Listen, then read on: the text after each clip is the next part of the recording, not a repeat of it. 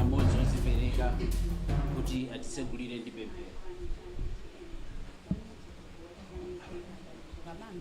Akuchititsa msonkhano wa atolankhani linga ndi maripoti zikumveka kuti pa msonkhanowu iwo akuyembekeza kukamba za ma issues osiyanasiyana omwe akuchitika mdziko muno. Inu ndine tiye tikhalire limodzi kuti titsatire zonse zomwe zikuchitika kuno ku msonkhano. Mu tsiku la lero muli ndine Mese Matonga komanso anzanga pamakina Henry Julu, Haydn Chilemba komanso Khumbo Kaliwo. Tiye titsatire zonse zomwe zikuchitika pamene tikuyamba msonkhano.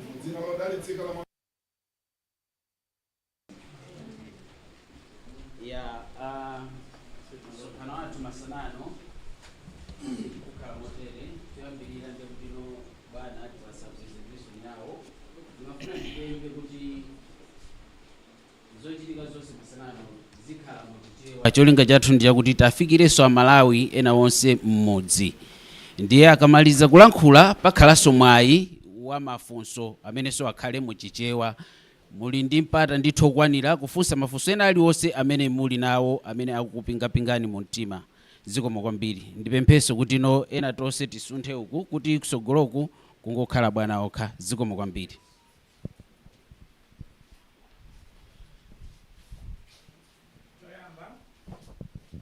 Ipereke ulemu kwa Vice President athu chipani cha UTM Central Region komanso komiti yanu yonse yochokera pano pa chigawo chapakati.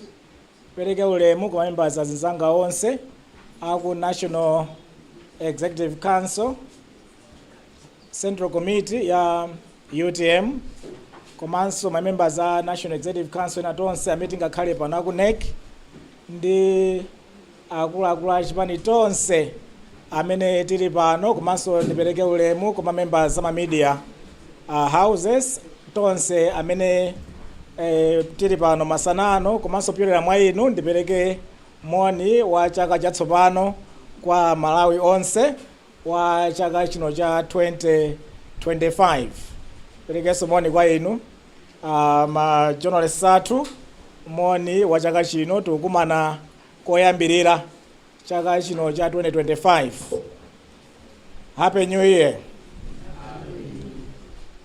Titachoka ku convention ifeyo monga ngati utsogoleri watsopano wa chipani cha UTM tinakhala ndi nthawi yoyenda m'makuka ndi mamidzi osiyanasiyana Malawi yonse ino.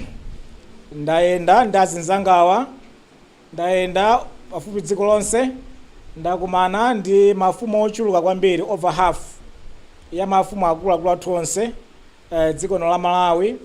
Ndakumana ndi azitsogoleri athu mipingo osiyanasiyana Malawi muno ochuluka kwambiri. Ndakumana ndi akuluakulu ama NGO osiyana kwambiri dziko lino. Ndakumananso ndi Amalawi osiyanasiyana malo osiyanasiyana dziko la Malawi.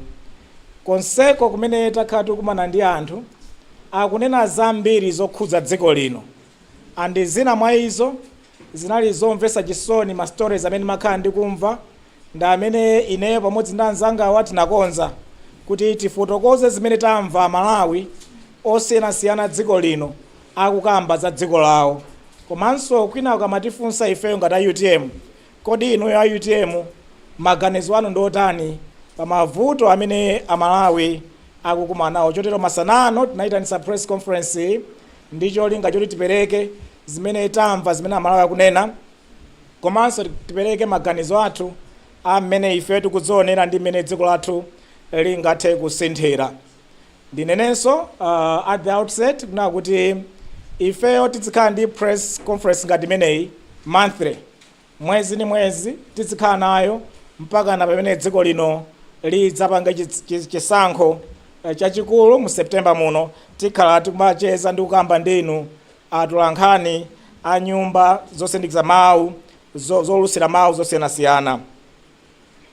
Choyamba chimene tachimva kwambiri chikuchokera kumamidzi, kumadera osiyanasiyana, ndi chonena kuti Malawi muno njala yavuta kwambiri. Njala yavuta kwambiri Malawi muno. Amalawi ambiri akudandaula akuti njala imene akuiona chaka chino ndi njala imene Amalawi ambiri sanayioneponso. Wina koko wina ntampeza amanena kuti njala imene ili chaka chino anayionanso 1949, ndipo kuchokera 1949 sanaoneponso njala yayikulu ngati imene ili chaka chino. Nakumana ndi asinyo chief ena amandiuza kuti mudera mwawo anthu afika pomadula udzu, ali pali udzu wa mtundu wina wake umene akumaudula ndi kumausinjasinja popanga ngati ufa ncholinga choti aphike nsima kuchokera ku udzu. Ena makhamukuona akulemba nkhani yoti anthu akumagonera mango, komanso pakati patakhala tikumva kuti ena amachitenga chitedze chija ndikuchotsa zoyabwa zija, ndikupeza nthanga ija, ndikuchotsa zamkati muja, ndikumazisandusa zakudya zimenezo. Amalawi akuti njala yavuta kwambiri.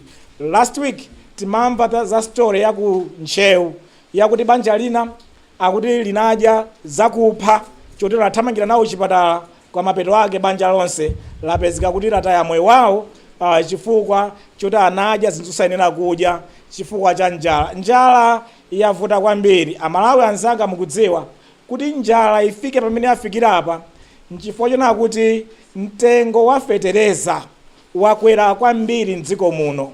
Sikale mtengo unali 18,000 kwacha, koma lero mtengo wa fetereza ndi 100,000 kwacha plus.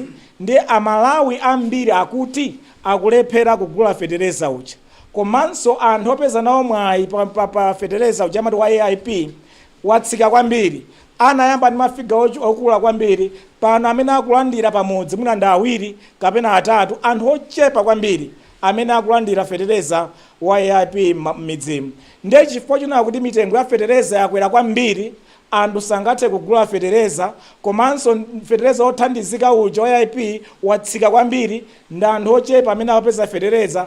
Zotsatira zake njala yavuta kwambiri mdziko lathu lino. Zimenezo ndi zimene Amalawi ambiri akunena, nkhani ya njala komanso nkhani yakuvuta kwa fetereza chifukwa cha kukwera kwa mtengo wa fetereza. Ningonjezeranso kuti chuma chathu cha dziko lino chimadalira kwambiri ulimi, chotero kuti ulimi ukachita bwino chuma chonse chimachita bwino.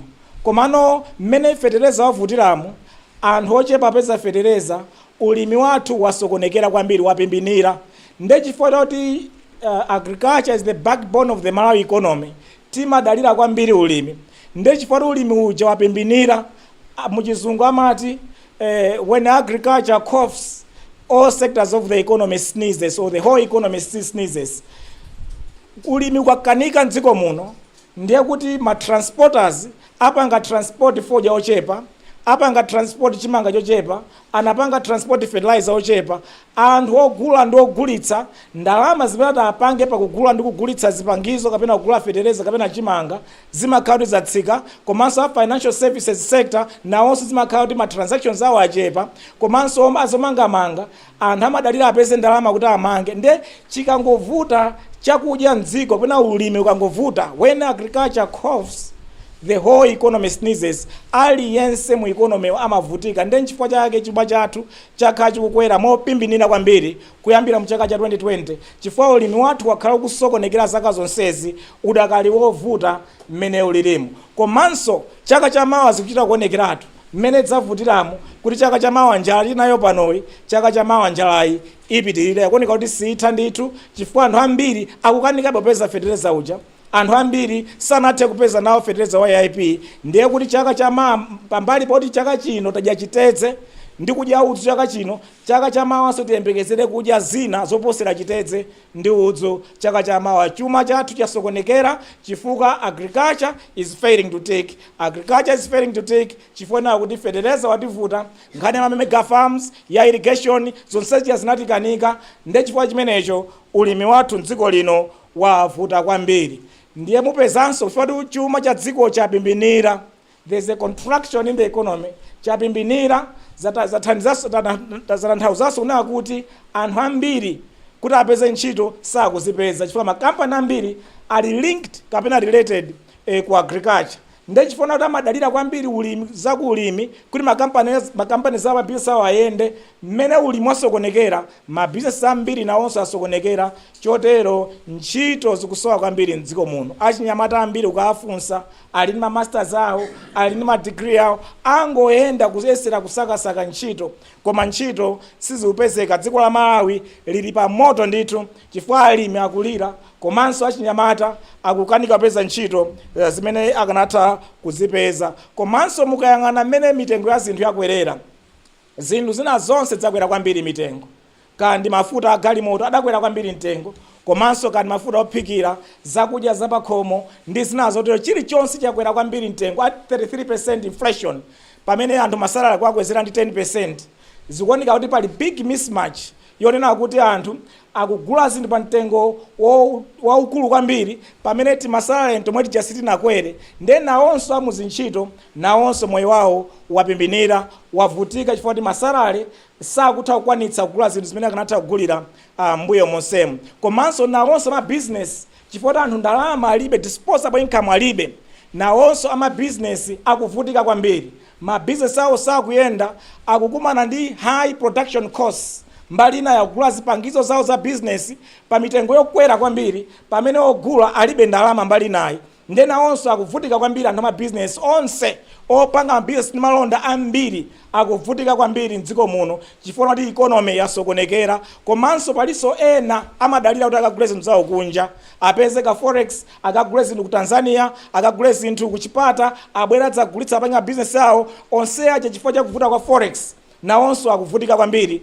kuti ma business awo ayende apite patsogolo. Komanso forex iyo pambali poti ukanika akuipeza pa mitengo yokwera kwambiri kulikonse kumene angathe kuipezako, chifukwa akapita ku mabanki forex kulibe, apita madera ena kumene akupeza forex pa mitengo yokwera kwambiri. Ndiye mukayang'ana ama business akuvutika kwambiri, achinyamata ntchito zasokonekera.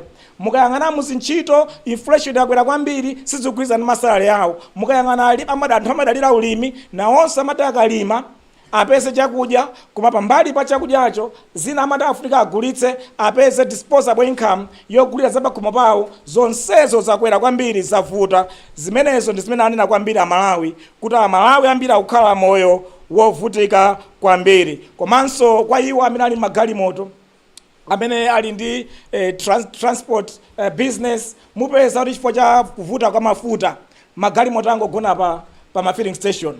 Ndi anthu ambiri ukamacheza nawo ma filling station akudandaula kwambiri kuti akanalakalaka dziko lawo muli fuel, koma fuel dziko muno mulibe.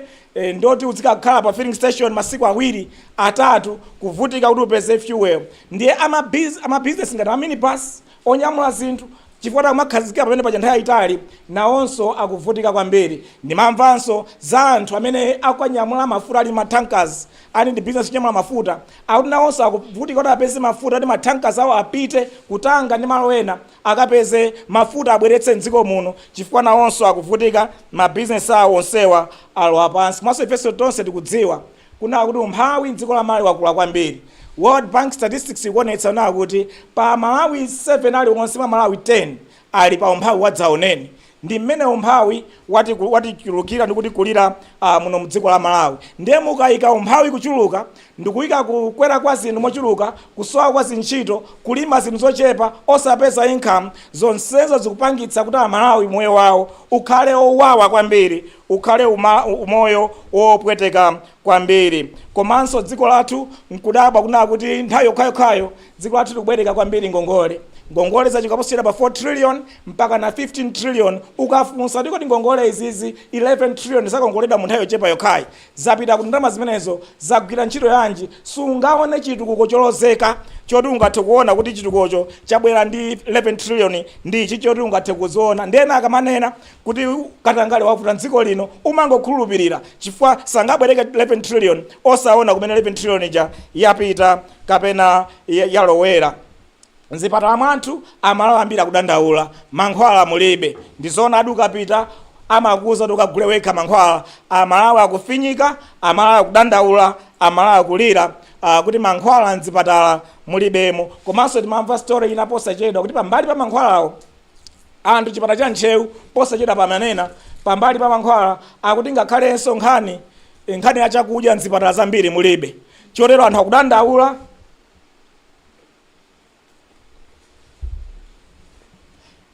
kuti mankhwala komanso zakudya mzipatala zathu mulibe. Ndiye mwina nkufunsa funso kodi nchifukwa chani mavuto onsewa akula dziko la Malawi? Nchifukwa chani tili pa mavuto amene tiliwa tsiku la lero? Ndingayankhe ndipo ndakhala ndikufotokoza kwambiri nkhani izi zitatu zapangitsa kuti mavuto amenewa akule. Choyamba nchakuti tasankha adindo ndikuwayika maudindo anthu amene sadziwa ntchito, koma tangowasankha ndikuwayika chifukwa they are politically connected, chifukwa amachokera kumene ife timachoka, chifukwa ali aligned ndi chipani chathu. Ndiye tangowasankha amenewa nkuwayika maudindo amenewa. Ndakhala ndikunena kuti dziko la Malawi vuto lalikulu kwambiri loyamba limene tikuna kuthana nalo ngati dziko ndiye vuto la tsankho, nepotism, tribalism, cronyism. Ndi imene yavuta kwambiri. Imene yoyo ndakhala ndikunena kuti takhala ndi vuto ili kuyambira mbuyo monsemo, koma panopa zanyanya zanketsa. Boma lililonse mbuyomu limapanga polish nkhalidwe osakhala bwino. Amalawi kuti akhoza kugwira ntchito abwino ndi ma credentials alipo various positions, koma sitimafuna kuwayika because they are not politically connected. Samachokera kumene ife timachokera, they are not aligned with our party, and chotero sangathe kulembedwa ntchito. And yet dziko ndali ngono kwambiri mungamiririmu. Ndiye chimene chavuta kwambiri Manchester City, Manchester United kuti iwine imafunika isankhe the best 11 mu timu yawo. Akasankha ma players amene akwadalira the best 11 mmayembekezera kuti muwina ndi proper system ndi coach wabwino muwina. Koma ife tangosankha beta sankhiramo anthu amene sakudzidziwa ntchitozo ndiye tangowayika chifukwa they are politically connected. Limenelo ndiye vuto number 1 lapangitsa kuti tipezeke pamene tili ifepa limene takhala tikulipanga nacha. Ndidanena kuti mbuyomo kuti His Excellency Dr. Banda Kamuzu Banda, may he so rest in peace, kuti atabwera pamodzi ndi amalawi ena adanena kuti mchitidwe umodzi umene tinokuchotsa mdziko muno ndiye mchitidwe wothana ndi utsamunda umene uja analimbana nawo ndipo anathana nawo. Mmene abwera His Excellency Dr. Bagiri Muzi ananena kuti ndi anzawo tichotse mchitidwe uwu wokhala one party system of government, tiyikepo multi-party system of government, tibweretse a new form of governance, democracy, tichotse autocratic regime of government, tibweretse democracy. Adagwira ntchito ikulu kubweretsa democracy mdziko muno. Ineyo I submit ku Malawians chinthu china chimene tiyenera kuchichotsa chonyansa mdziko muno choyipa kwambiri ndiye chinchitidwe wa tribalism, nepotism and cronyism. Ngati ifeyo sitingathe kuchotsa tsankho m'mitu yathu maganizo athu kuti anthu tidzatenga only on merit, kwayika pa mpando chifukwa ndiye khayo ndi okhawo amene akuyenera kuti akhale pa mpando, dziko lathu lisitha kulikonzayi. Pokapoka Manchester City ifike povomereza titenga ma best players okhaokha tidzatha kuwina. Ndi ifenso Amalawi tikuyenera kutenga anthu okhaokhawo amene ali ndi kuthekera koposa wina aliyense ma positions kuti dziko lathu lipite patsogolo. Chachiwiri chimene ndifuna ndichipereke kwa Amalawi, chavuta ndi chani kuti mavuto akhale ndi kufika pamene afika apa, ndiye katangale. Katangale dziko mwathu muno wakula kwambiri osati masewera. Lero mwaona anthu amene analembera ntchito kandunduna kanzantundu wanji 4 years ago, lero mwaone alemera kwambiri mukanthawi kochepa. Funso nkumati kodi anthuwa muzaka zomwezi kasalale lawo tikukadziwa alemera bwanji ngati mene alemereramo mukanthawi kochepa. Ndikatangale palibenso yankho lina lilonse. Komanso tingathe kufunsa kunaka kuti kodi ma contract ambiri takhati kumvawa kogula mafuta, kogula fertilizer, kumakhala zinkhani zonenedwa zambirimbiri mbwe zakuti umachita kudziwiratu kuti corruption kumeneko inachitika ndipo idakachitikabe. Komanso most of government contracts procurements apeze anthu oti agwire ntchito zina zake mboma, apeze anthu oti apange supply katundu yake mboma. Lero lino anthu oseaja mukaone the entire procurement system ya boma, it is a criminal enterprise yakuti anthu akuyenera kupereka chiphuphu china chake, wina ajepo, wina atengepo chani kapena dzitani. Lero lonse kumapezeka nkhirisitu wokhulupirika wabwino kuti angathe kukapeza contract kuboma kapena kupata state opanda kupereka china chilichonse. Zikudalira ukhale politically connected kapena upereke china chake kuti iwe upeze contract ngati manager. Ndiye mavuto amene tachulukidwa nawo mdziko lino ndi akatangale amene apangitsa kuti dziko lathu lifike pamene lili pamenepa. Chachitatu ndi china chachikulu nchona kuti ndondomeko zathu zachuma takhati kudzitsatira zakhala zikhala zolakwika kwambiri. Ndakhala ndikufotokoza kunaka kuti matenda tili nawo mdziko muno ndi matenda atatu akuluakulu. Ndondomeko zathu zachuma ndi zolakwika kwambiri.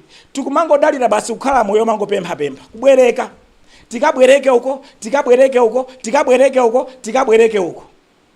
Kuyambira 2020 kufika pano every fiscal year boma limabwereka about 1 trillion kwa chaka ndi chaka. Chaka chilawapa nabwereka 800 and something billion. Chaka chiwiri 900 chakuti 3 billion. Chaka chachitatu 1.3 trillion. Pano 1.4 trillion. Kumango khalira kubwereka. Vuto la kubwereka kwambiri ndalama nali. Tikakabwereka ndalama mu mabanki kuti tigwiritse ntchito za boma, zimapangitsa kuti mabanki onse aja akhale opanda ndalama ina iliyonse. Chotero ma private sector akapita ku mabanki abwereke ndalama zija sizimapezeka ku ndalama zija. Ndi ma private sector amene ali engine of growth mdziko muno amakanika kuti abwereke ndalama, mabusiness apite patsogolo, akulitse mabisa ziyenda bwino, adzilemba anthu ntchito, adzipanga katundu ochuluka. Zimene zijazo zimakanika kutheratu.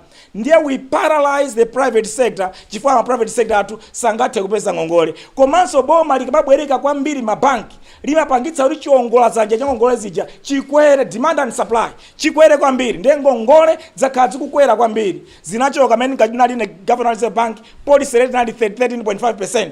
Pano policy rate yafika 26%. Koma kuti muyiwangane effective rate of interest ili well above 50%. Ndiye akayikapo soti ngongole timamaka apo tawata mabanki ngongole zafika 60% 70%.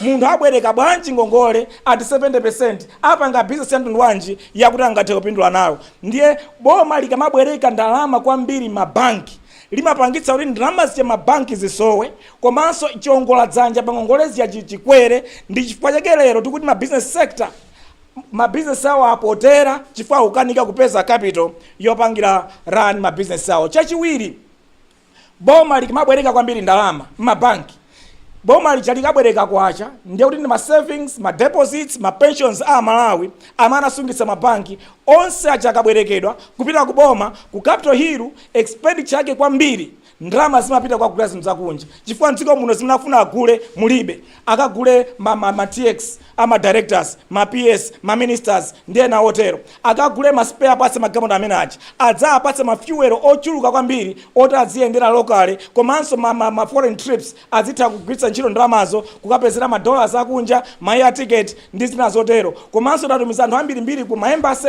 onsewo tapatse ndalama zakunja, komanso tigule fertilizer, tigule mafuta, tigule zosiyana timagula zija timagula kunja pogwiritsa ntchito ndalama za boma.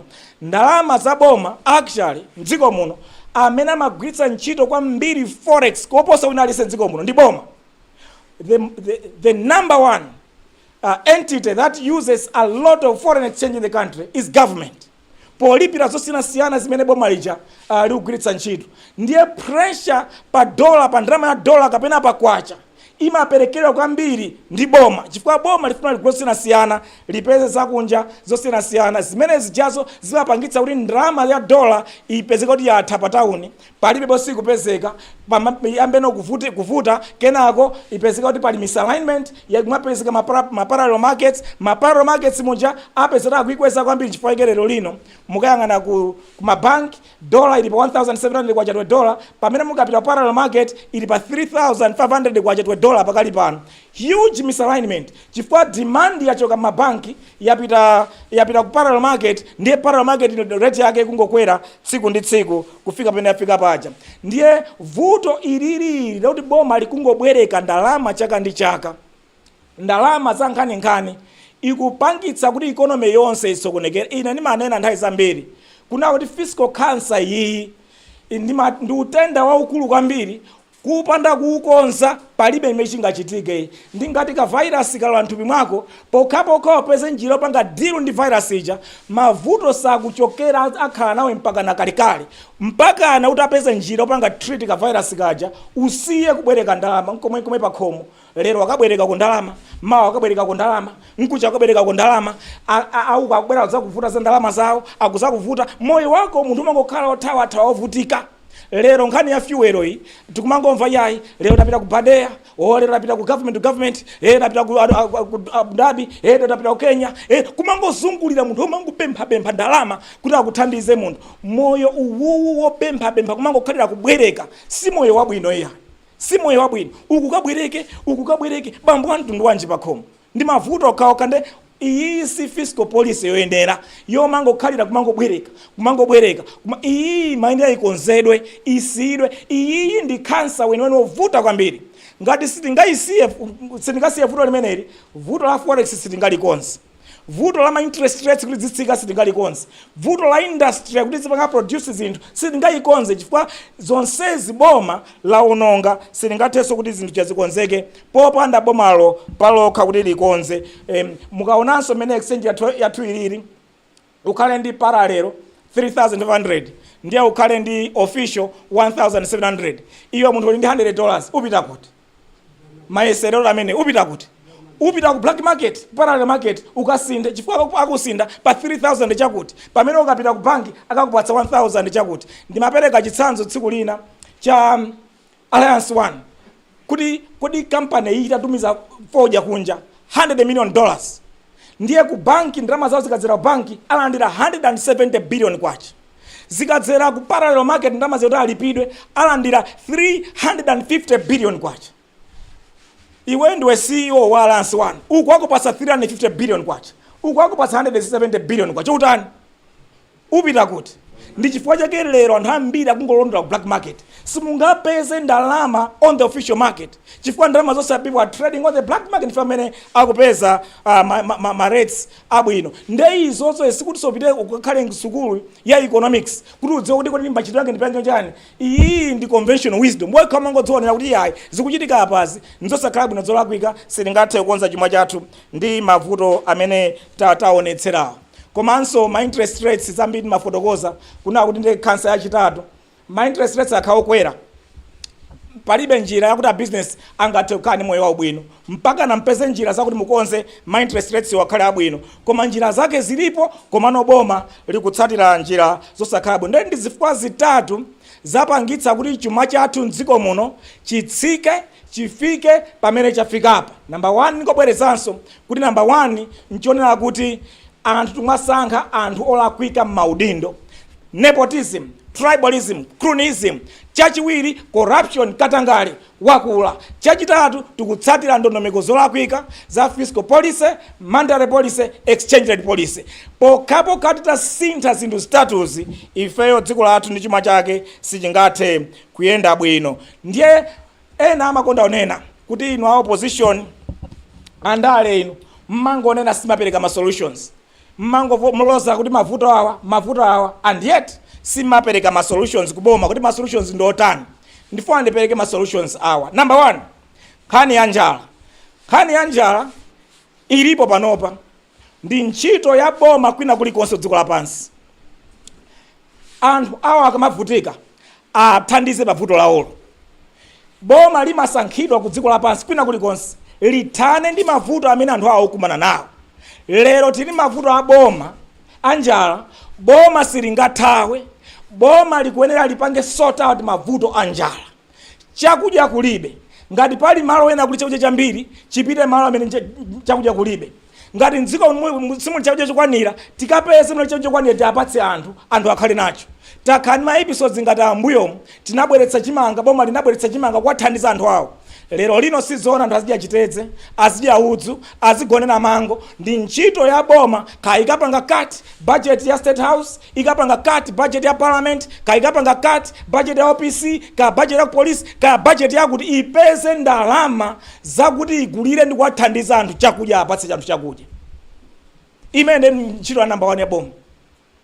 Solution number 1 apeze ali mbomamo ndi ntchito yawo itapange zimenezo. Fa kulikonse boma limayikidwa lithane ndi mavuto amene anthu awa dziko lawolo akukumana nawo. Chachiwiri, njalayi tikapanda kusamala ipitiranso chaka chamawa. Chotero nkhani ya fetereza tikuyenera tionetsetse nkhani ya fetereza takonza tasintha kuna kuti onse amene akulandira alandire, komanso tiwathandize na onse azitenga pangongole chifukwa sangathe kugula feterezayo. Tipeze njira yakuti fetereza apezeke mdziko muno. Feterezayo our understanding akukanika upezeka partly because of forex. Ndiye nkhani ya forex timene tikonze kuti fetereza mdziko muno apezeke. Ifeyo a UTM tikalowa mboma September ikubwerayo, iyi idzakhala ntchito yathu number 1 yokonza vuto la fetereza mdziko muno, chifukwa ulimi mdziko loti uyende ndi zinthu zitatu zoti tingakonzere ulimi. Number 1, tikonze ntchito ya fetereza. Nkhani ya fetereza anthu azimpeza pa mtengo wabwino. Chotero UTM government fetereza mtengo wake tidzaonetsetsa ali pa mtengo otsika at the exchange rate ya 1700. Pali malo ena kuti mungathe kubweretsa fetereza mdziko muno pa 1700 adzapanga land CIF price at around 55,000 kwa chapebaki. Zimezo nzodziwika. Komanso mudakhala mpanga produce fertilizer mdziko muno taona ma models anthu akuti apanga produce fertilizer mdziko muno angopanga import the active ingredient kupanga produce fertilizer mdziko muno mtengo wake sungadutse 45,000 kwacha. Iyi maina okhala ntchito ya boma kuti kodi fetereza wakwera kwambiri tingatani kuti amalawi ampeze fetereza pa mtengo ochipa. Chotero ifa UTM tikalowa mboma September yakubwerayi fetereza adzakhala pa mtengo wotsika. Tidzaonetsetsa asadzadutse mitengo imene ndaichulayi chifukwa fetereza nkoti akhoza kupezeka nkhale lero lino pa mitengo imene yoyo. Komanso kwa iwo amene sangathe kupeza fetereza, mbuyomo His Excellency Dr. Bakiri Muluzi anayambitsa program ya AI ya APIP, Agriculture Productivity Investment Program, kwa alimi amene sangathe kupeza fetereza mitengo imene yoyo. Pakhale input credit program adzikabwereka adzikatenga fetereza pangongole akantenga athe kubweza mu nthawi yake, kayakhala m'maklabu kayakhala motani adzitha kumpeza fetereza pa mtengo wabwino.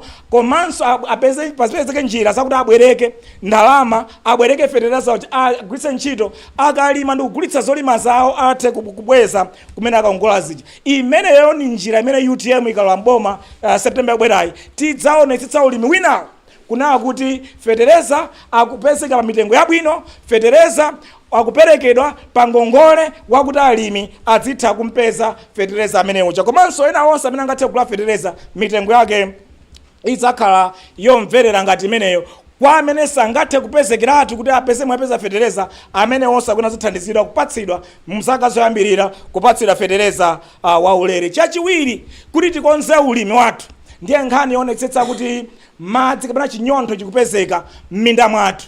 Tikudziwa mvula yathu ndi ya njomba kwambiri, kuti chinyontho chipezeke tipange ma mega farms, tipange ulimi wanthirira ndi zinazo kuti tikatero chinyontho chizipezeka nthawi zonse, timange madamu osiyanasiyana tidzitsirira madera osiyanasiyana. Chimenecho ndiye chachiwiri chofunika kwambiri tikonze ulimi wathu mdziko muno. Chachitatu ndi chomaliza ndiye cholima mbewu kumene zimachita bwino kwambiri. Tikudziwa kuti si malo aliwonse pamene chimanga chimachita bwino.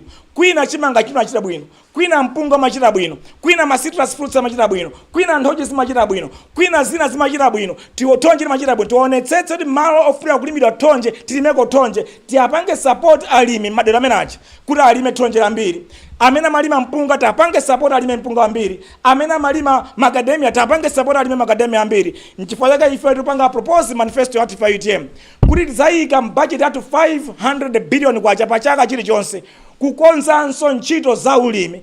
Tidzathandiza pambali pa chimanga ndi fertilizer maulimi ena onse kuti tidzathe kumakolola zambiri dziko lino zakuti tidzapanga process mafactory athu dziko muno, komanso tidzatumiza kunja kwa dziko muno. Tikatero ulimi wathu tidzaukonza kukhala ulimi wabwino kwambiri. Nkhani ya mavuto achuma, nkhani ya mavuto azachuma ya ndondomeko zachuma kakonzedwe kake ndi kamodzi basi.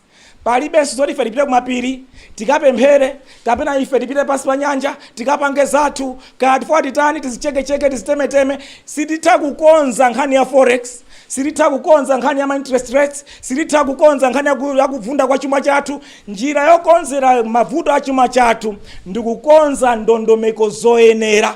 Tikakonza ndondomeko zoyenera chuma chathu pachokha chiyambaso kuyenda bwino. Tinadutsa mavuto ngati wakale, anthu anakonza mavuto achachumawo ndipo chuma chonacho chikuyenda bwino. Njira zake sitikufunika anthu tikatenge masandits ku UK, masandits ku US atikonzere chumachi. Ayi, ifeyo ainu ake ife tikudziwa kuti tikonze mavuto uyu obwereka asiye kubwereka. Tikasiya kubwereka ndalama izi ndikuyamba kumadzidalira patokha. Kandalama kamene tikupeza kacha ndikamene kakula ntchito za boma. Tasiya kubwereka ndalama m'mabanki. Mabanki aja ayamba kubwereketsa ma businesses. Ma private sector ayamba kumabwereka ndalama m'mabanki. Ma business ayamba kukwera ndi kumakhala bwino. Zimenezo ndizo zofunikira. Koma tikapitiriza kubwereka ndalama tikatero tikagulira zakunja, sitingathe kukonza vuto loti private sector ithandize chuma cha dziko kukwera. Sititha kukonza ndi kuthana ndi vuto la kusowa kwa forex mdziko muno. Koma boma likasiya kubwereka ndalama ndiye kuti private sector yamba pesa ndalama. Ndalama zanabwereka pa kugula forex jasiya kwa kugula forex ndiye kuti kukagula zakunja ndiye kuti tsopano forex ja iyamba kupezeka kena akono payokha kwacha ipanga stabilize ndi kumayenda bwino. Komanso exchange rate policy tikaikonza bwino, komanso mandate policy tikaikonza bwino. Izi nzodziwika kale, zimene tikazikonza zithandiza kuti chuma chathu cha dziko lino chiyambe kuyendanso bwino. Palibenso njira ina. Mukati kodi nzotheka kuti boma lingathe kutsitsa mu ntchito zake zogwiritsa ntchito ndalama? Yankho langa ndi anthu akuma embassy tikhoza kuchepetsa, nduna tikhoza kuchepetsa, komanso ma PS tikhoza kuchepetsa, ma directors aboma tikhoza kuchepetsa. Tikumamva zoti ma PS galipo over 70 chakuti, ma directors over 400 chakuti, komanso tikumamva ku State House kuli anthu almost 900 or 1000 chakuti. Tikhoza kuchepetsa malo amene sitikufuna anthu ambiri. Lero wachipiri aboma ili 110 billion kwacha pa mwezi, kuchoka pa 37 billion kwacha 2020. Tikhoza kuchepetsa kwambiri wachipiri icha kufika pomverera malinga ndi ndalama zimene ife tingathe kupanga raise. Ndiye tikhoza kuchepetsa anthu akuma embassy ndi zina zotero. Komanso tikachepetsa ma PS, ma directors ndi ma officers ena ndi ena, magalimoto amene tizifunika kuti anthu aboma agwiritse ntchito achepa. mafuta ogwiritsa ntchito mwezi ni mwezi achepa, zonsezo zithandiza kuti mafuta awansi mwina azipezekanso mu filling station, chifukwa mafuta achepa ongoperekedwa kwa ma senior officials amboma monga amene akuperekera pakali pano. Komanso zogulagula izi panga ma spare parts amagalimotowa, komanso kugula zina zosiyanasiyana, maofesi, malaptop zina zotero, tikachepetsa sezija zithandiza kuti ifeyo chuma chathu tidzipanga spend malinga ndi zimene tikuzipeza. Komanso kuyenda dziko no mukati mwapita apa kunjaso mwabwerako anthu aboma osiyanasiyana, zonse zija zikupangitsa kuti tidziononga ndalama zambiri, komana kuti tiononge ndalama zitumakabwereka ndalama, tiononge ndalama ziya munjira zoti sizipangira generate any income, any growth in the economy. Consumption yoka executive of extravagance imetikonongera nayo ndalama zitachepetsa kwambiri, chuma chathu chikonzeka. Nde chuma chathu chikuti chikonzeke, ndondomeko zake zikudziwika, ndipo ali samazidziwa nzosavuta kuzitsatira, titangodzitsatira zititengera 3 to 9 months. 3 to 9 months chuma chathu chiyamba kukonzeka, ndikuyambanso kukhala bwino, ndikumayenda bwino monga kale. Inenso nkuganiza kwanga IMF program ya divuta, IMF first review anangobwera sana imalize, angonena zosiyanasiyana, nkuona kwanga anationa kuti awawa nkhalidwe awo uyu kayang'anidwe kachuma aka ife silithana nawo, awa sitingathane nawo. Mwina anayesera kutilangiza IMF kweni kwawo kumakhala kulangiza, kupereka malangizo. Umpese munthu moyo wake ndi wakatapira, lero ukabwerekako umausa achimwene simungakhale momwe ngobwereka siyani kubwerekako wakabwereka achimwene zikubwerekani izi, siyani kubwerekako wakabwereka. IMF inangoti awawa sorry tenti ngwasiya zingwayang'ana. Ndi IMF inangofika pomwe ngoti yang'ana basi kuti amalawiwa kangati nzeru zawo kayeresero kachuma chawo ndikawo kaiwoye nikodziwa okha. Nde mavuto ameti ife ya UTM tikangolola mboma September 1, tikalola mboma September pa 16, ikamafika pa 30 September ndiye kuti tapanga reset our fiscal policy, tapanga reset our monetary policy, tapanga reset our exchange rate policy. Tikangopanga reset September end muzatipatse 3 to 9 months, chifukwa every research yaonetsa kuti mukapanga a new policy ya fiscal ya exchange rate ndi ya monetary imatenga 3 to 9 months kuti full effect ionekere. Ndiye mudzangotipatse 3 to 9 months mudzapeza kwacha ija yabwereranso ili ya mphamvu, mudzapeza inflation ija yachoma 33% yabwera ku single digit, mudzapeza kuti ndalama zakunja zija panopa kuti zili amanduza alili 2 weeks import cover official 2 weeks, mudzapeza choka 2 weeks paja tukamba za 3 months za 6 months kenako 9 months. Zinthu zake zimangofunika panga za nzeru, ukangopanga za nzeru basi chilichonse chimangokhala m'malo mwake, nkumayenda nkumapita uko. Ndiye tikakonza za chumazo kuti chuma chayamba kuyenda bwino, ndi mchana ndi ku agriculture ku ulimi tidzapangeko pampu chaka chiyonse 500 billion yosinthanso ulimi wathu, overhaul our agriculture sector. Komanso kunkhani za mining tizidzayika ku 500 billion chaka ndi chaka, tidzatsegule migodi yosiyanasiyana. Panopa alesa akuiopa, ndikayamba kutsegula migodi ndalama zanga zititimira ku Malawi, ndalama zanga zisokonekera. Nde ma investors onse akuliwa pa dziko la Malawi chifukwa chuma chake sitikuchiyendetsa bwino ya, ndi akuopa kuti abwere. Nthawi zina ndi bwino ine muziro wamu to de-risk that particular investment. If tidzapanga de-risk those investments mu mining migodi, tidzayikeko ndalama kumene kuja, tikudziwa kusonga hills kuli mgodi wabwino tidzautsegula kumene uja, kanga nkuda kuli mgodi wabwino tidzautsegula kumene uja, kumalinguda kuli mgodi wabwino tidzautsegula kumene uja, kukasiya kuli mgodi wabwino tidzautsegula kumene uja, kukanyika kuli mgodi wabwino tidzautsegula kumene uja, kumakanjira kuli mgodi wabwino. Migodi yonse ija ikamata 5 years tidzapezekera tsegula migodi 10 mdziko lino. Tikadzatero katundu amene Malawi izidzapanga ku migodi adzakhala wambirimbiri, adzatibweretsera forex yambiri, komanso achinyamata athu achisungwana athu adzapeza ntchito all over the place, komanso ndalama yathu yakwacha idzakhala ya mphamvu kwambiri imene idzapangitsa kuti chuma chathu chidzakhala chokhazika. Ndi nkhani yoti mafuta agalimoto avuta, tukanika peza fetereza zonse idzakhala mbiri zakale, chifukwa fetereza azapezeka mosavuta, komanso ndalama zakunja zizapezeka zogulira mafuta mosavuta nkomwe. Komanso ndingofotokoza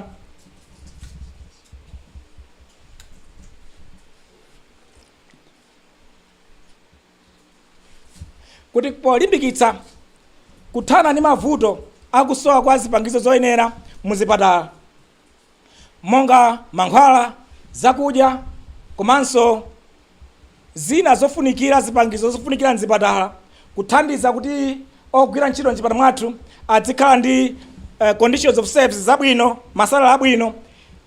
Ife ya UTM manifesto yathu ikanawa kuti chaka ndi chaka cha budget tidzayika 100 billion kwacha ku console yonse, ndalama yosachepera 100 billion kwacha ku console yonse.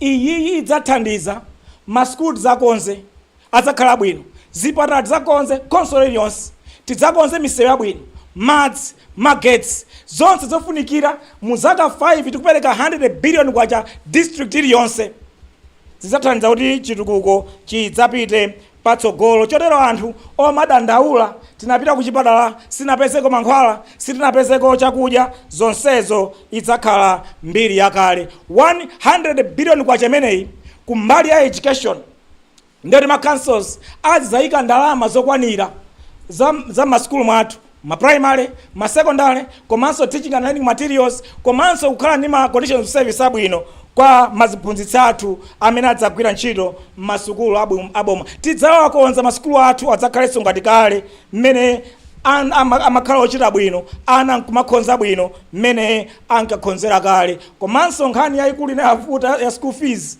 yakuti lero aliyense angolira fees, tidzaonetsetsa fees za masukulu onse aboma.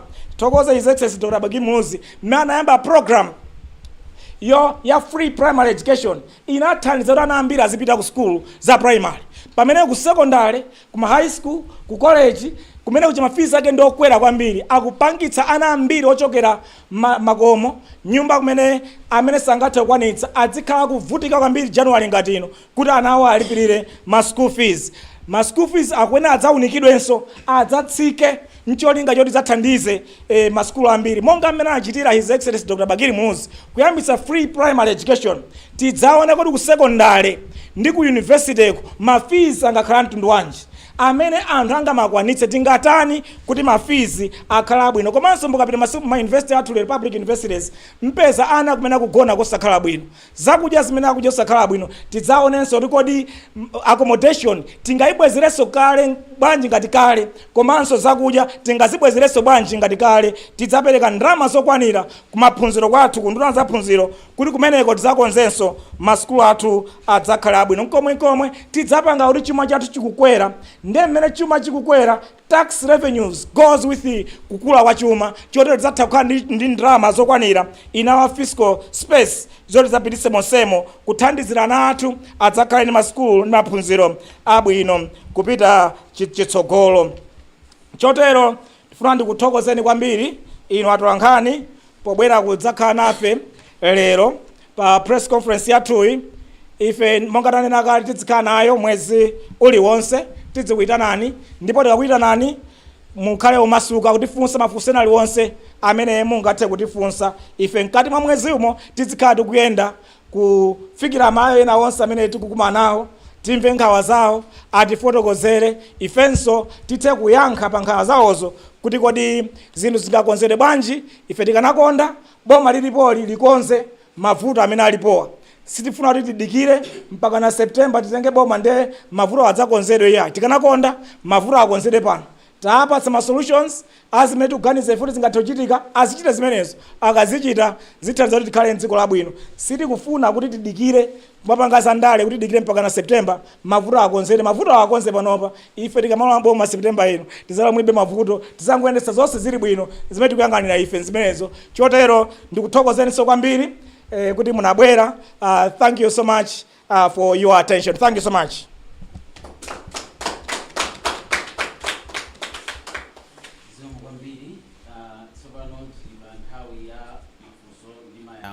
Monga tinanenera kale, tipemphe kuti mafunso athu akhale muchichewa. Ndiye machitidwe ake ndiyoti tizikweza mkono ngati tili ndi funso, azitenga mafunso atatu kuti yankha kenakaso tikhala ndi seti ina ya mafunso. Zikomo kwambiri.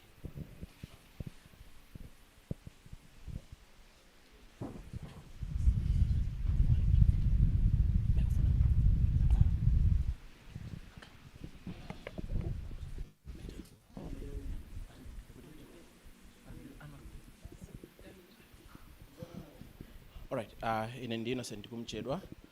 Mtolankhani ochokera ku Zodiac. Ndi mafunso angapo awiri in fact. Okay, funso loyamba ndimafuna tifunse na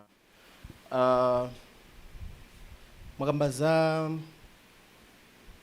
chuma mavuto za chuma omwe ali mdziko lino ndi mayankho ake ndi funso lomwe amalako khana ndo akuti pakali panopa pali zokambirana zomwe fundo zomwe zikuyenera kulowa ku budget amati ma pre-budget considerations mwina sizidakakhala kotheka kuti mwina fundo zimenezi mwina mutu akazipitisaso kuma considerations amenewa kukathandizira kukonza mavuto panopa mmene alili panopa osati kudikira mpaka September. Funso loyamba ndi imeneyo. Funso lachiwiri mwakamba za fertilizer kuti mukalowa mboma mu September mu fertilizer sazadusa pa 55,000 koma Malawi akhoma kumbukira kuti UTM inali chipani chimodzi chomwe inali nawo ndi fundo yoti fertilizer sazadusa pa 4,500 ndiye kodi simukuona kuti mwina ndi nthawi musanakambiso za mtengo wina chaka chino mwapepeseka ya Malawi pa zakulephereka kwa fertilizer wa 4,500 uchi kusiyana ndi kuti mwalonjezeso mtengo wina zikoma.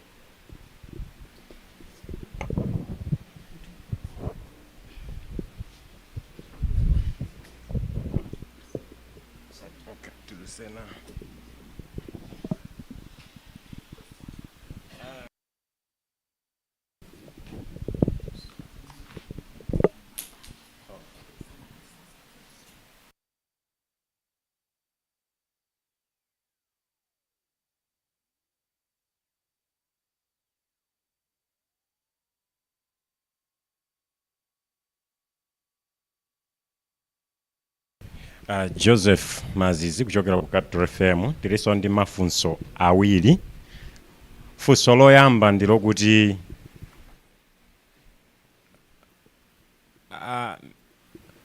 pa zimene mwanena pa mfundo zimene mwanena zimene UTM imeneyi ikuyang'anira kudzachita simunakambeko za ntchito 1 million imene jamwayitsika muona kuti ndiyosatheka 1 million jobs simunayikambe.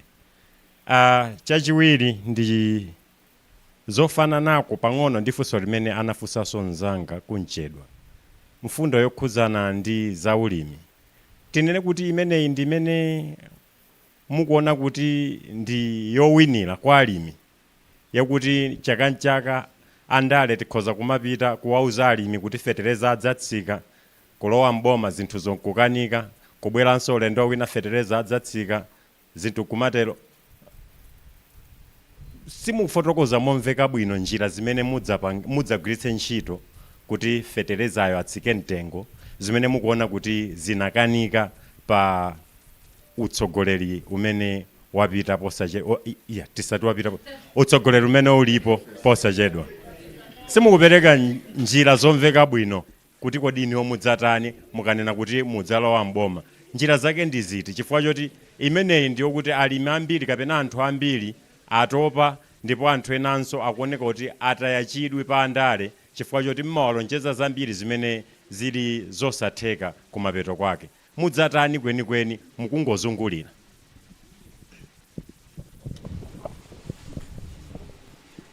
Alright, ine ndi Robert Mbetewa kuchokera ku Wide Samichi. Funso langa ndi makamaka likukhuza kwambiri pa nkhani ya zachuma imene mwafotokoza kuti dziko lino likulephera kutukuka kamba ka ngongole zimene tili nazo padakali pano.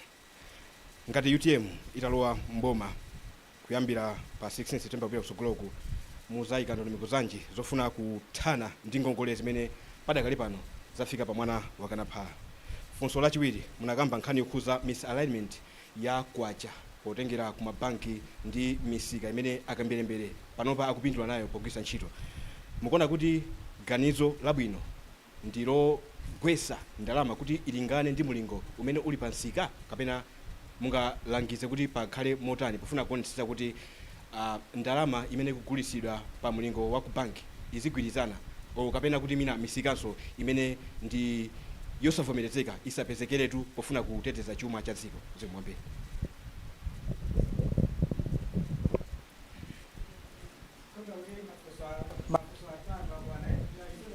chale saa 3 ndi 6 ndiye ndiyankhe amenewo ndiyambe ndi Robert Mbetewa funso lako lotsiriza ndizipita in reverse. Kodi misalignment ilipoyi solution yake ndi kugwetsa kwacha? Mmene amagwetsa kwacha ya nthawi ya 44% ndinanena kuti mmene agwetsa kwacha iyi si solution, agwetsanso posachedwa apa. Ndi anthu ena amandinena hayi amene ujawaboza sizingatheke apa with this huge misalignment. Atani Robert atani nthaija anayigwetsa ndi cholinga choti ayiyandikire parallel rate alhamita teremu basi tapanga solve misalignment yachoka. Anapangaso ulendo wina uchatapanga 25%, anapanga 25%, adzapanga 44%, panopa ndakwena kupanga cha kuti afike pa 35. Kugwetsa kwacha is not a solution. Mangopanga increase the pain that Malawians are going through. Palibe chanzeru mupanga ino. Kwacha misalignment ndi symptom ya vuto limene lilipo. Pali vuto pa dzikopo, mukakhala ndi tumor chotupa inu bize mango chisisita chotupacho chisisita nganga zani sisiteni achisisite. That is not a solution. Bwana mufinye uchotsa zonse zijande chitupya chichira. Chimene chikuvuta on the forex market nchina kuti demand of forex or foreign exchange is too high compared to supply. Supply ndio chepa kwambiri yopanga generate foreign exchange. Pamene demand ndiye ikulu kwambiri. Ndiye pamene demand yakwera, supply ndio chepa, mtengo wa china chilichonse umakwera. Simple economics. Amene akupanga demand kodi forex ndani? Boma number 1. Boma account for 60 to 70% of the demand on forex. Ndiye tukwauza boma utasiyani kubwereka ndalama zimagula nzakunja. Tachepetsani anthu mugula matexiwa, tachepetsani anthu mukwalembawa moyo wa lifestyle we civil servant. Civil servant chili chosina kugula nchakunja. Shoprite apita akagula KFC, akagula zopa zake kunja, akagula ma fridge master. So moyo wao wonse akugula zinthu kunja. Boma lonso zake zonse zakunja. Nde boma likabwereka ndalama ya kwacha in the domestic economy, my savings, my deposits, I want. And the pump that 1 trillion kukagulira zakunja, that is equal to 3 months of import cover. Aipanga wipe out yonse woka.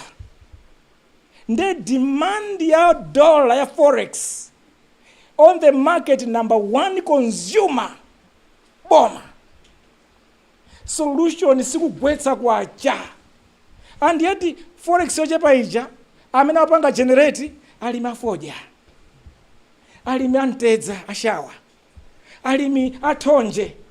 Ndi kathonje kacha kafoja kacha akapititsa kunja ndikamene wabweretsa dola ija ikabwera amene akuidya kuikukuta yonse ija anthu akapita hero aboma akagule ma tax alipirane ndalama ku embassy apangire chakuti ayendere and so forth. Mapeto ake Reserve Bank solution yake ati tigwetse kwacha. Akagwetse kwacha amene akulira kwambiri uja kupanga generate uja. It is unfair, hypocritical and immoral on the part of the state. And amene apanga foja alima apanga generate forex. Mamodi forex jekankuda fertilizer wao akhale pa mtengo wabwino. Lero fertilizer apanga land on a very very high price, penalizing the same farmers that produce the little forex and yet eaten by people in Capitol Hill. Ndiye aja nyambita. Actually iwe ndine utipita kuje bank tikasake forex. Iwo aja akapita immediately tuluka. chili simene afuna agule ituluka, koma wina woti wa business afuna apange business akagule mankhwala kunja wa pharmacy sampatsa forex, koma aboma amene akuyendera akupangira chani akapatsa there and then on the spot forex. Akudya forex ndiyena, akupeza forex ndiyena. The private sector imene imati ithandizire kupeza forex, it's denied forex kuti ikapeze ma raw materials to run their businesses. Kugwetsa kwacha, let me repeat, it's not a solution. Ndipo ifeyo a UTM tikalowa mboma sitizagwetsa kwacha over 5 years period. Actually, ife tizaipanga appreciate kwacha. Simple. Do your maths correctly. Raise supply of forex. Cut back on demand for forex. Supply ya forex kangochuluka, demand yatsika. Muiona kwacha ija kungosekerera payoka. Muiona kwacha ija muli 3 months, 6 months of import cover, muli $dollars okoka nthe ikono mukusowa kwacha. What do? You appreciate. And maiko ina izidza apanga. Actually, ife tikuyang'ana kuti Mulungu angotidalitsa kuti titatagwira ntchito bwino kwacha chezai chose pa 1700 echa idzabwerereso back. Maiko ina anachosa kuchosa zero yamba kuchosa zero wachiwiri. Ifeo titakhala ndi huge excess supply of forex, tikuti tisapanga invest in mining, ma mines 10, tisapanga invest in tourism, 500 billion kwa chaka in tourism, idzalibwetsera ndalama. Tisapanga invest in manufacturing, 500 billion chaka in manufacturing. Tisapanga overhaul agriculture, tisapanga produce zambiri, tisapanga invest 500 billion kwa every in agriculture and value addition. Tidzatulutsa zambiri zopita kunja as we get forex yambiri. Boma ife tizasiya kuenda ina, sitizapanga zimene zomapanga zomavakasha zomata tizasiya zonsezija. Demand ya boma yonse tidzayitsitsa pansi kwambiri, atsangotenga private sector kwa forex available. Mutsachita kuonanso kuti kodi Malawi akhoza kusintha chonchi. There are countries in Asia amene amakhala ndi vuto la mgonagona lovutika forex chaka ndi chaka. Lero ukapitako they have surplus forex chifukwa anafika potopa nadzo kuti izizizi let's go this way, and that's why they are where they are. Actually, ngati solution yanu yakuti kwa dollar yavuta tigwetse kwacha, mukupanga chase black market, parallel market, you are going to chase the black market forever. That is classical economic theory. Mukamapanga chase parallel market, mmaipanga chase forever. It's not a solution at all. I thought in the Yankee comprehensively, hopefully once and for all, that question. Chachiwiri ndiyankhe ndi ndondomeko, ndiyankhe beyiwe mojen Robert, ndondomeko zothana ndi ngongole, kuti ngongole zativuta tidzatani ndi ngongole. Simple as well. Munthu obwereka akatenge ukapatapira, apite kwa akatenge chani, akwenera siyo bwereka basi. Ulibeso choice, ukwenera kusiya kubwereka basi. Iweyo kuti zikuendere usiye kubwereka basi, palibeso njira ina usiye kubwereka. Ndiye ifeyo tidzasiya bwanji kubwereka. Malo mwalemba anthu 900 chakuti or 1000 chakuti State House, tidzakhala a very, very lean State House. And ochepa kwambiri State House. Malo mukhali ma PS 70 chakuti, mudzakhali ma PS, muli ma ministries 18, mukhali ma PS 18. Malo mukhali ma directors, mwina less than 100. Malo mukhali ma directors 400 chakuti amene alipo kali pano, mukhali ma less than 100. Malo mukhali ma PA ambirimbiri mbwe. Cut back. Mama ma embassies mukando 20, 30, 50. Ndili ku foreign affairs uje ndili PS foreign affairs. Ma embassies zina napeza kuli 50, kwina kuli 49, kwina kuli chani. And tinagwirizana bwanji tichepetse. Tili ku embassy bazifukwa 5. Tifuna ku embassy ku kuti no tizipanga promote trade, tizipanga promote tourism, tizipanga promote my FDI investments, tizipanga promote financial support. Mwina zina za sukuni mankhwala and 5. Tikanima 5 attaches, 1 on each one of these. Every embassy, a minimum or not more than 5.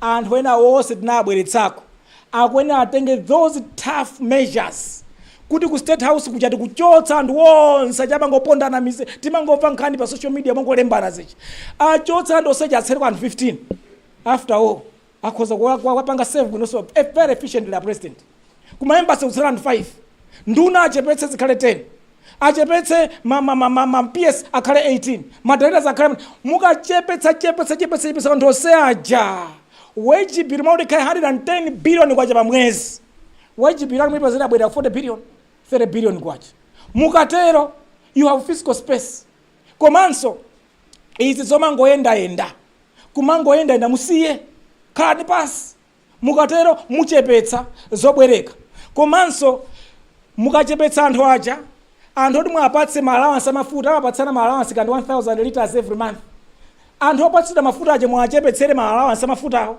komanso mafutawo mulira anthu ochepa mudzapatsa anthu ochepa komanso magalimoto akhala ochepa ma spare parts so mukhoza kuchepetsa zambirimbiri mbomamo ndiye mama oti mudziononga ndalama zambirimbiri onowarati mudziononga ndalama zochepa mukaononga ndalama zochepa MRA chaka ndi chaka imatolera about 3.4 trillion ikatola 3.4 trillion zinthu zimene lero lakuzilipira kwambiri lero one is interest payments 1.5 trillion kwacha 2 is masalary anthu around 1.4 trillion kwacha ndiye kuti MRA ndalama zimene atolera zonse zathu ndiye mulimbane kwambiri ndi wage bill by bringing down wage bill mupeza mapanga create fiscal space debt yanuyo mwaitenga 15 trillion you must restructure it muipange restructure and reorganize ife UTM tikalamboma ngongole yonse tikayinenerera tikaipanga renegotiate in terms of the terms, in terms of the tenure and everything else. Instead of paying 1.4 trillion interest payments bachaka,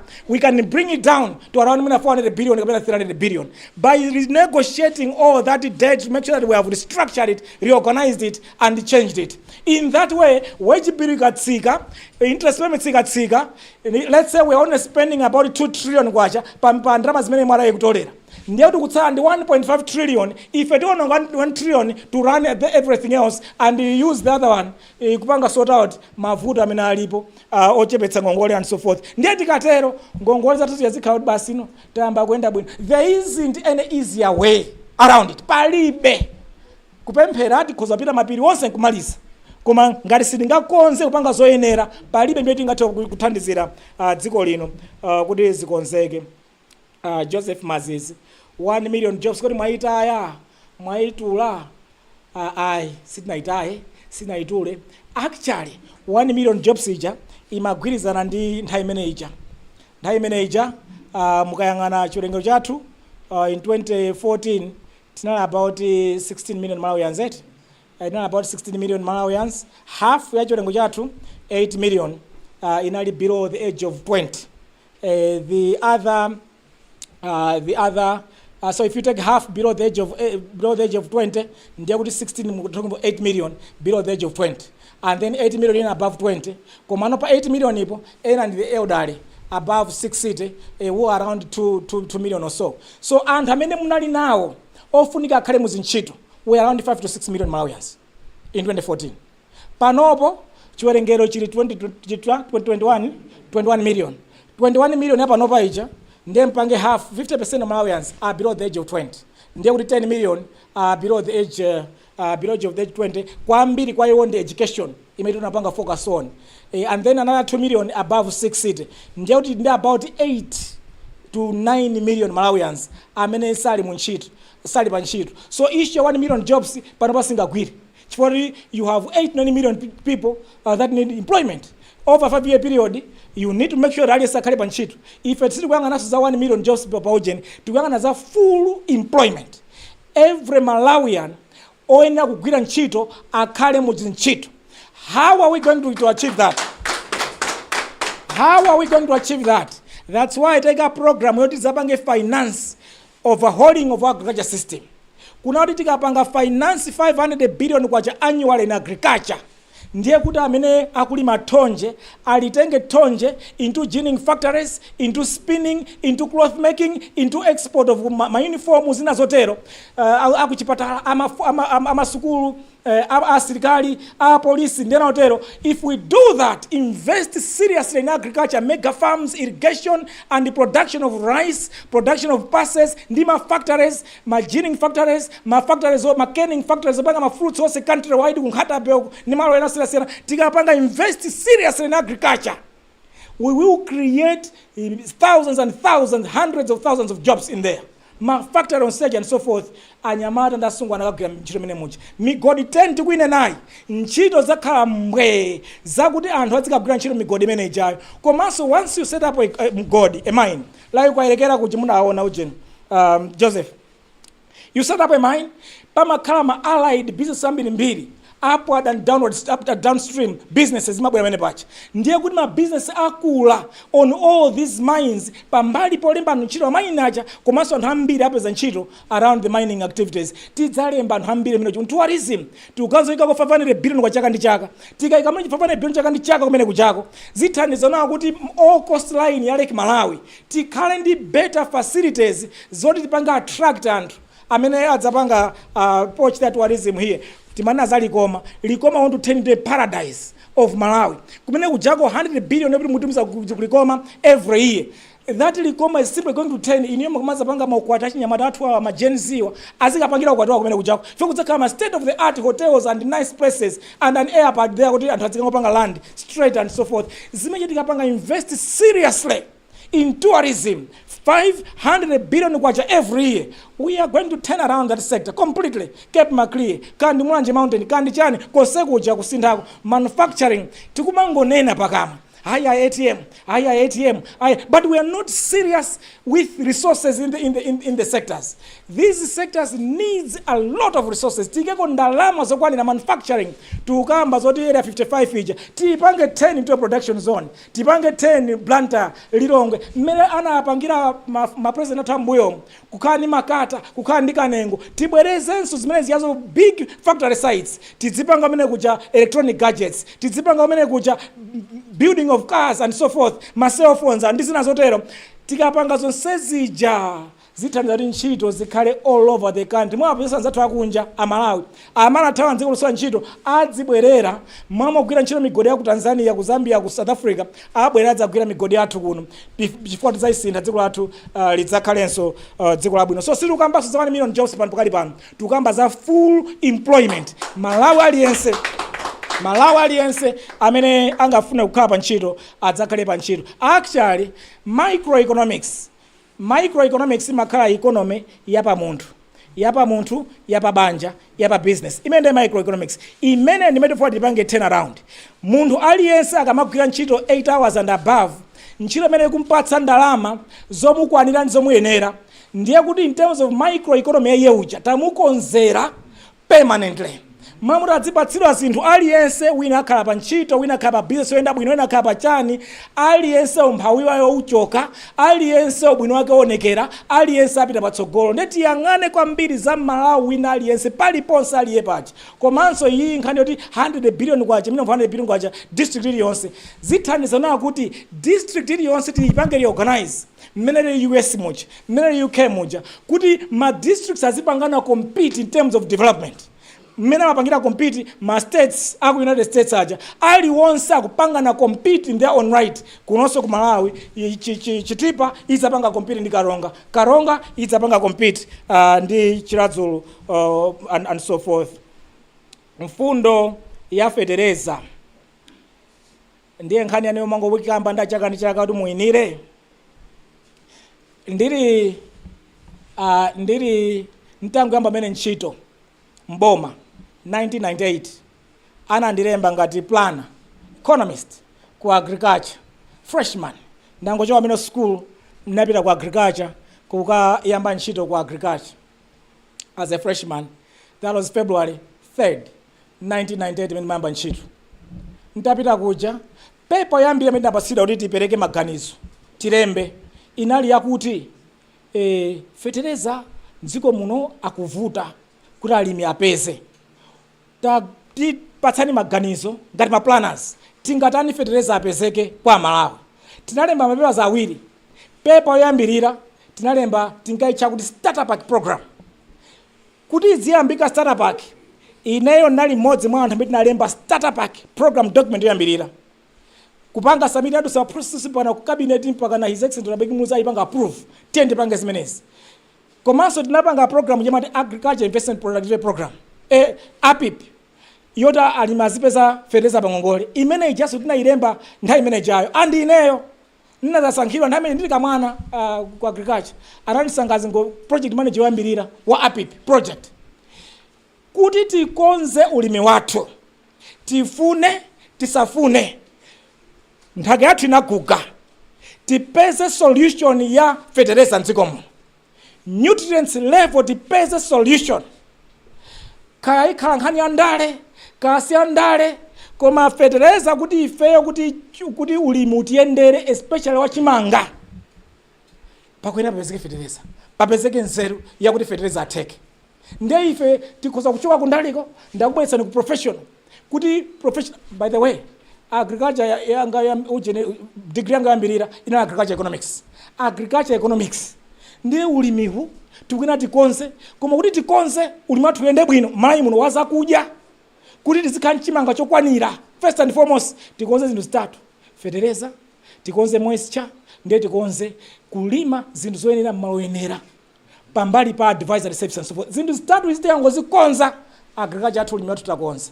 Ndiye iyi ya fertilizer inde nchabwino tinanena za 4500 nthawi imeneja koma mukumbukira in 2020 tonse tangola amene boma fertilizer adaperekera pa ndinga 4500 mukumbukira go and check the records uina chilango pangiro chaka chimodzi yokha koma the following year basino ititayikira pambali tayikira pa bench mukuzidziwa inu ndina Malawi tayikira pa bench mmene akira pa bench zinamba kupita mmene zikupitirako so much so that today it's full MCP government ndi imene kupanga izizi. It's no longer a UTM government in place. Ife ya UTM tukunena zathu pano komanso ineso ndine mmodzi wa iwo amene ndili professional ndi makonda okhala ndi mbali imene andale amakonda kunena zabodza samazikwaniritsa.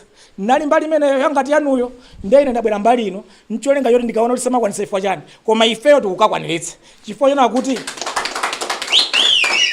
chona kuti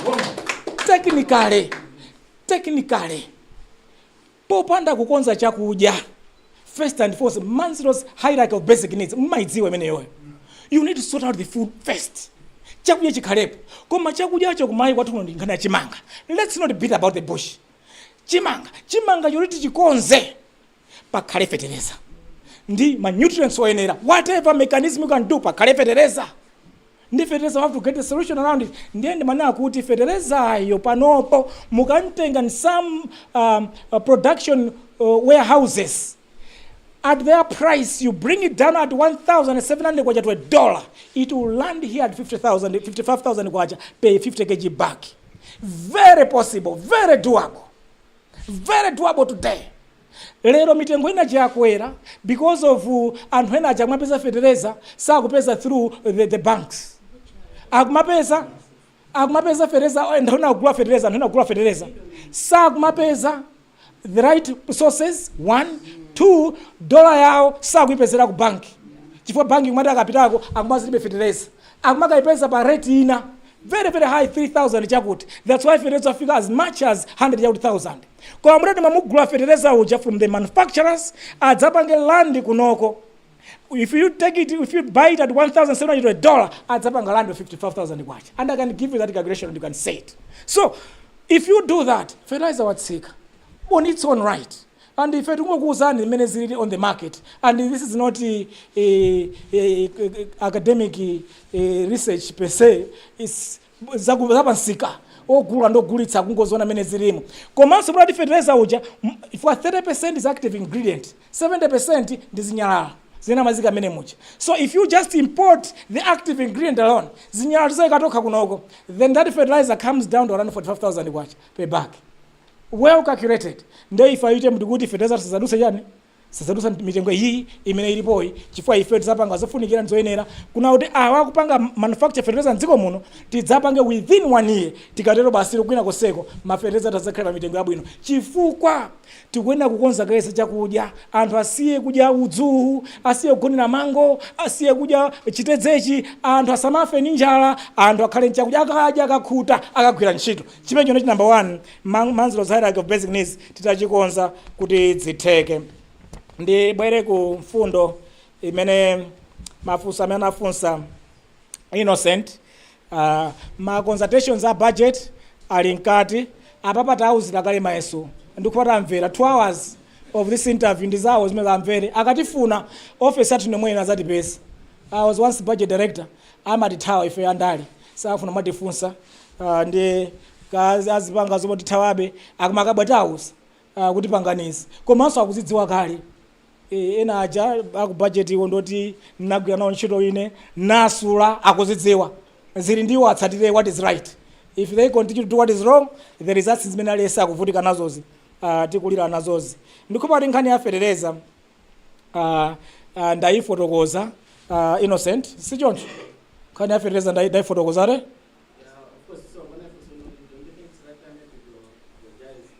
Iya indakuza na kuti first year ya tonse government in 2020 fertilizer anafika 4,500 ndipo anthu anda fertilizer anambiri mbiri koma it was only 1 season anjaka chimene tinakolola kwambiri kenako atika pa bench oimba okhala pa ujen satani wapakali ya satani ndiye ife Utm takhala tili pakali ya anthu yonseyi itimango aona amene akuchitira mlati ayi akuti they will do it in MCP way. So MCP way nimene kuchitikai ndimeta ionerai and if there's no need and reason to apologize because what we said was right and we maintain it and that's what we're going to do.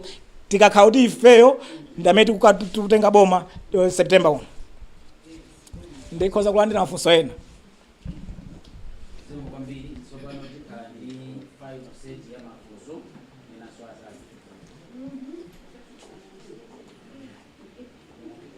Chabwino, dzina langa ndine Robert Edward ku Luntha TV. Kuomba nkota kwa zimene mwanenazi. Modziwanso kuti amalawi ambiri amene akutsatira pakadali pano. Zinthu ngati zomwezi. Mwinaso zina zoposa apa zoti zimamveka bwino makutu mwawo anazimva kale. Komanso zambiri zimene mwafotokoza mwina kwa anthu ambiri suti ndi zachilendo. Amalawi amauzidwa kale. Kodi ndi chani chimene mungawuze amalawi kuti mukadzati mwalowa mboma mutati mwalowa mboma zimenezo mudzachita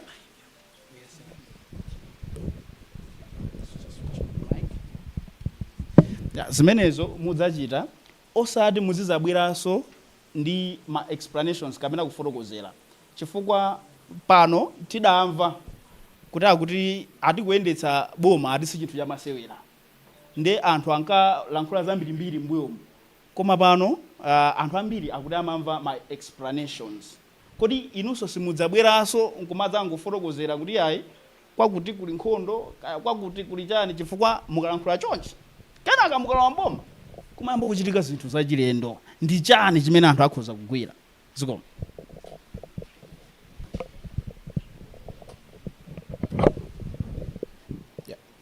Ine ndi Innocent kumchedwa wa Zodiac. Potenga ndi mene mukufotokozera amene mwayankhulira zikusonyeza kuti mukuomba mkota pafundo mdziko muno muli mavuto ananu osaneneka.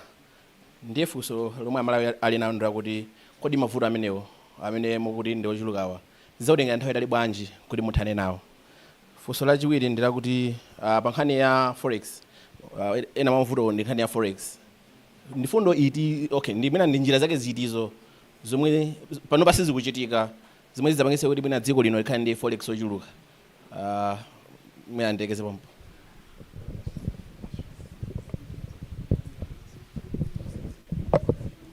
Ine ndi Ronald Judge kuchokera ku Ngoma FM. Funso langa ndi limodzi lokhudza limodzi mwa mavuto amene amalawi kunjawo kumana nawo amene mwina asindinamve bwinobwino mukuwagunda nkhani yokhudza kusowa kwa mafuta. Panopa sizili bwino mwina kunjako nkhani ya mafuta. Timafuna titamva kuti inu ngati UTM mwayika njira zotani zimene ngati mungalowe mboma pa 16 September chaka chino mudzatsatira ndondomeko zimenezo pothana ndi vuto lakusowa kwa mafuta. Zikomo kwambiri. Zikomo kwambiri. Amenewo ndi mafunso athu omaliza. Pomalizira penipeniso pali pempho lokuti president athu akhalanso ndi ka brief summary mu Chingerezi kutengera kwa enanso amene ali kunja kuti mvetsera program yathuyi kuti enawonso athe kuzitsatira bwinobwino. Ndiye mafunso amalizira pamene pati ngoti kuti ayankhe, akamaliza kuyankha ndiye kuti unati pasaka brief summary ka zonse zimene zafotokozeredwa pano. Zikomo kwambiri.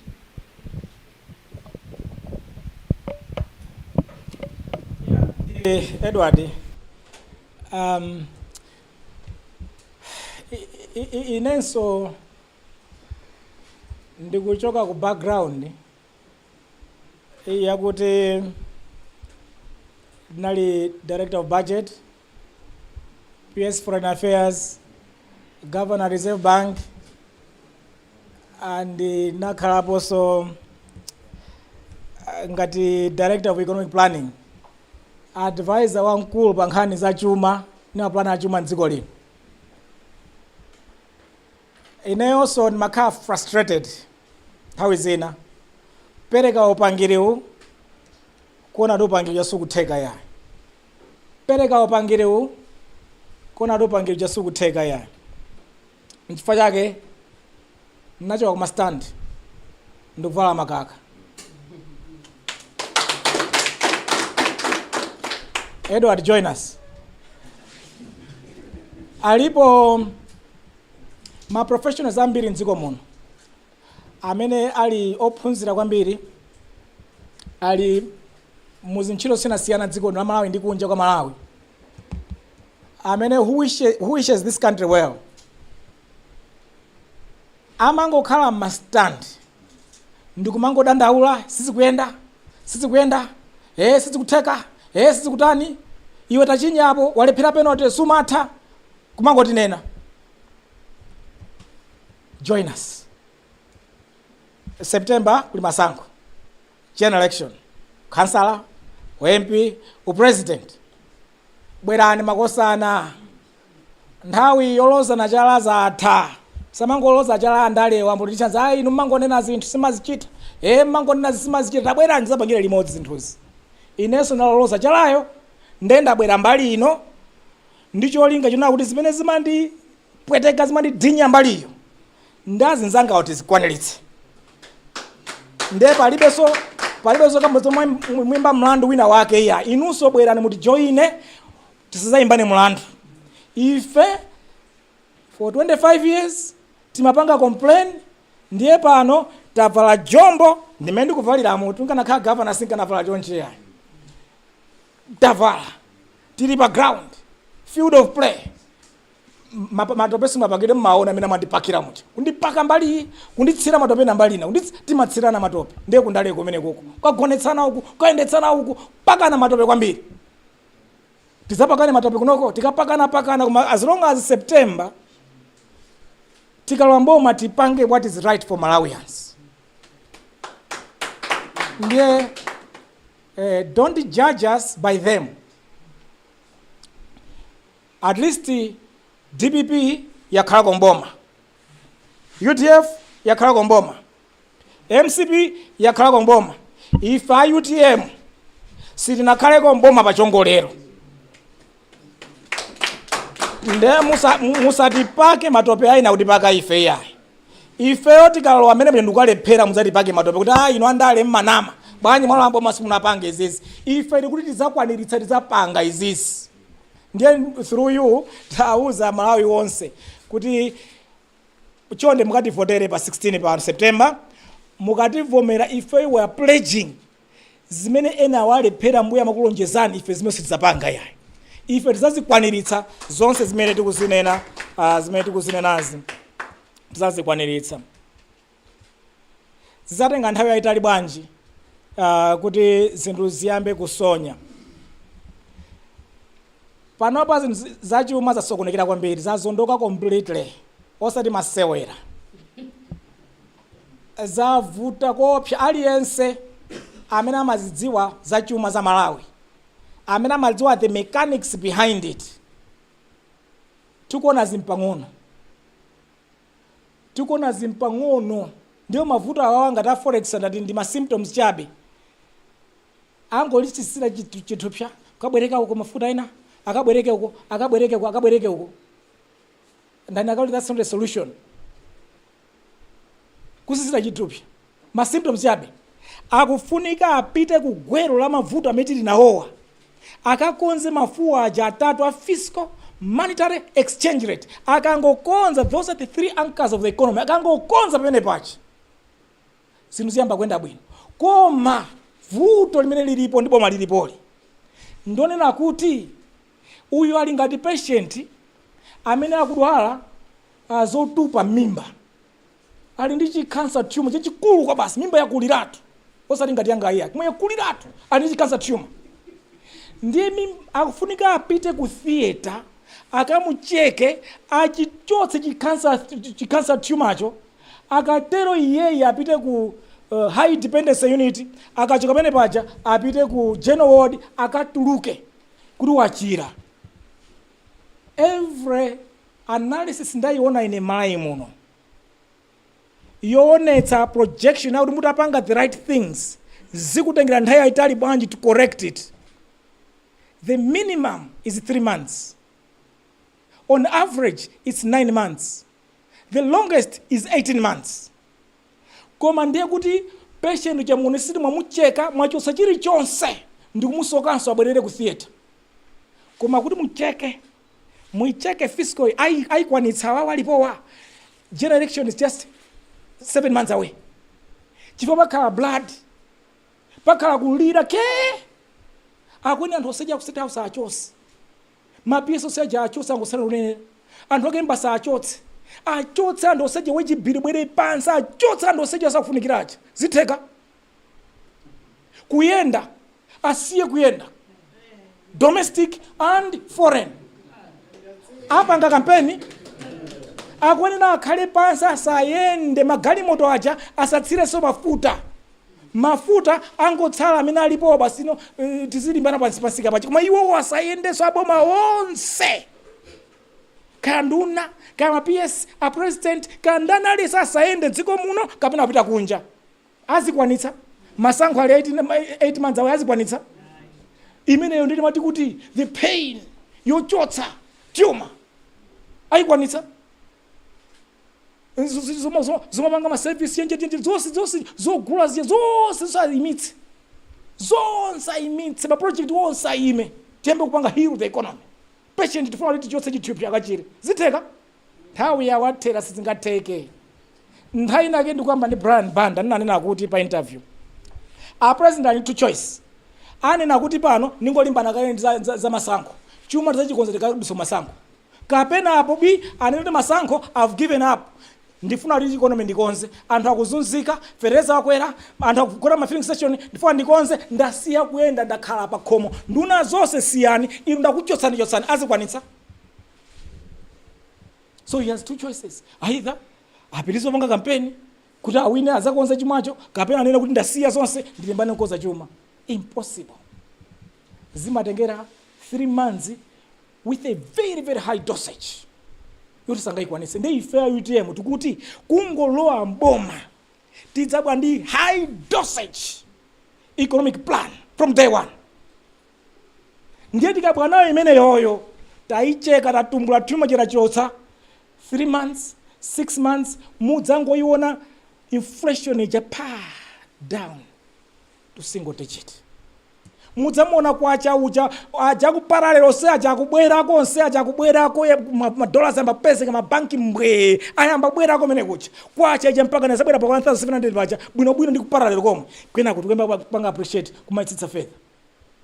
Koma that ikufunika high dosage determined government to do it. It's too late. Sanga zipange ni year 4 and 5 with administration. Izimapanga ni year 1 ya administration. Sizo tangazikwanitsa panopa achepa nazo.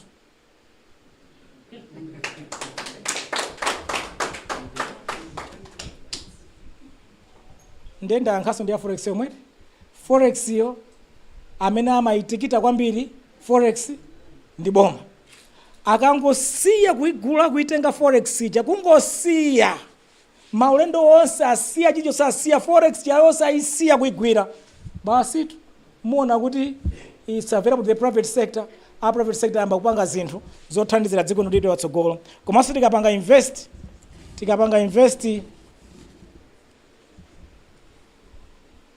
invest mwezizi manufacturing chifukwa iwo achamanena ATM kwa amangonena pakamwa rhetoric zikufunika kumene kujako ndi serious investment. Kumaini kuja these are green fields. Ine tapanga exploration tamaliza nzofunika kuti ndalama koma ndangati amene ali prepared kupita ku green field project palibe ale sakuiopa. Zikufunika na kuti boma lilowepo liyambe kuona zimenezozo. Ndiye pali nkhani ya mafuta. Nkhani ya mafuta iyi zonse zikuchitika pasi zoti kuwabwereka uko bwera apa ndiye timwa masiku awiri atatu tikatero makiyo ayambiraso tikatero tikabwereke soko tikakamaliza mene kuja tukabwereka soko akuluakulu basi we have been reduced to that purpose. Basi hapo kabwereka ukwenda manyaziko. It is too much. Solution akonze the root cause kodi forex ikuvuta ndziko mulifaa ikendi chani akakonza ku fiscal akakonza kuboma ko forex yamba upezeka magulira mafuta ifeyo from day one tikamalowa amene mujamo mbiri ya forex idzakhala ya mafuta kuti anthu okhala pa queue idzakhala mbiri ya MCP government. Sidzapezeka during our time asidzateka also during our time chifukwa our time idzakhala latsogolo wala lakuti Malawi aliwonse sanje pana kuchitipa dziko lonse la Malawi tikhale ndi umoyo wabwino. I think ndayesera kuyankha mafunso ano ndayankha ndiponso muzindifunsa even hard questions zonse ndizikhala ready kuziyankha zimenezo. But I wish to sincerely thank you for making your time kuti mukanabwera nafe. Pali request imene amandiuza kuti ndinene briefly in English what we covered in today's press conference for purposes of our colleagues that would enjoy listening it in English. We gathered today this afternoon to present some of the issues some of us have heard what Malawians are complaining about. Immediately we came out of the convention, the UTM convention, my colleagues and I found time to go around the country. We met traditional leaders. We have met over 60% of our traditional leaders countrywide. We have met over half of our faith leaders, the key ones.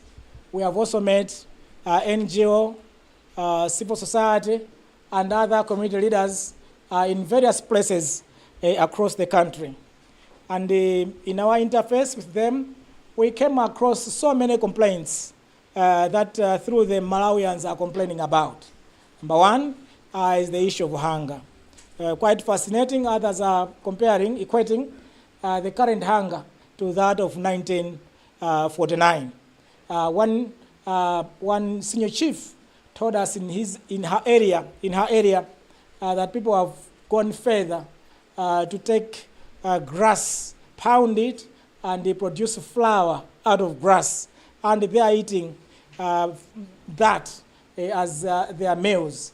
Others have used jitete, as many of you have reported. Others were living on mangoes, as many of you have reported. And again, there's that incident in Ncheu, where we are told that even the hospital does not have any food supplies, but equally true, there was also a family that ate unedible foods, and that the whole family died because of that. So the issue of hunger really cuts across the country. From Nsanje to Chitipa, everybody has complained about the hunger. But we all know that behind the hunger problem is the issue of fertilizer. Fertilizer prices have gone up quite high, quite exorbitant prices, 100,000 plus per bag, 50 kg bag, and many Malawians are failing to access these high-priced fertilizers. And because also the numbers of those that are getting AIP has drastically gone down, what it has resulted into is that many households are failing to apply fertilizers in their fields. You and I know very well that our agriculture system today, for it to do well, we need to ensure that we have sorted out the nutrient component, we have sorted out the moisture component, we have also sorted out the geographical position of certain crops in particular areas, as well as the advisory service that is required for growing that particular crop. So this fertilizer issue is a serious issue. Without addressing the fertilizer issues, it's simply impossible for us to address the food challenge that we have in Malawi, because most of ourselves do not have the right nutrients in place for it to do well without applying fertilizers that provide the necessary nutrition for our crops. So many farmers are complaining that the fertilizers are a problem out there, and as a result they are producing less, and as such they don't have enough food. But at the same time, because most families, 80% plus, would rely on agriculture, once they produce the component on food, they also have a surplus which they sell to get income. And because they can't produce any surplus at all, incomes have also gone down quite dramatically. And as a result, Malawians are suffering. They do not have food on one hand, they do not have income on the other hand. Prices of maize have also drastically gone up, and they can't afford to buy maize either. And as a result, there are challenges all around in most of the families across the board. Listening to the cry of majority of the youth, they will tell you that they don't have jobs. They have tried everything to find jobs around. With 91% joblessness, they can't get jobs around. And indeed, they are complaining that jobs are difficult to come by. But also, there are all these other challenges in our hospitals. Fees are a challenge. They have gone up dramatically, and many students are failing to pay for their fees, and many families are failing to support their children.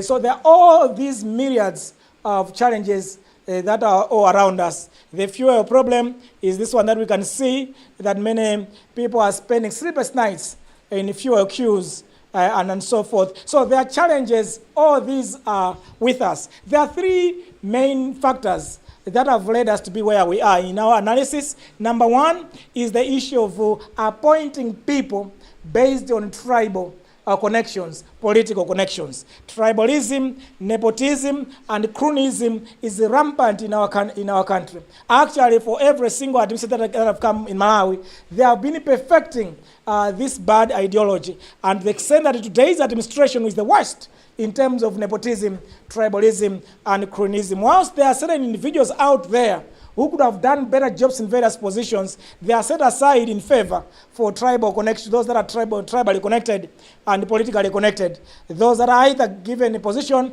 or given a contract in government. The second issue that has led us to be where we are is rampant corruption in government. There is rampant corruption all over the place. You can see how other people have become rich within 4 years, filthy rich for that matter.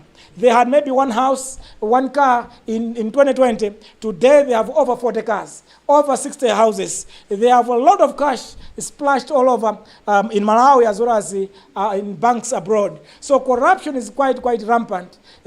Today, contracts and procurement system for public service, you can't get a contract in government without some tribal or political connection with you, and yet you also have to pay something to get that particular contract. So corruption has worsened in Malawi, and as a result, you can't develop with the full of corruption around you, because it's an open bucket. You put in something and all of a sudden that water goes through because of corruption, which is rampant in our country. And thirdly, it's the issue of misplaced policies, upside down policies. The fiscal, monetary, and exchange rate policies, these are the three anchors of any economy.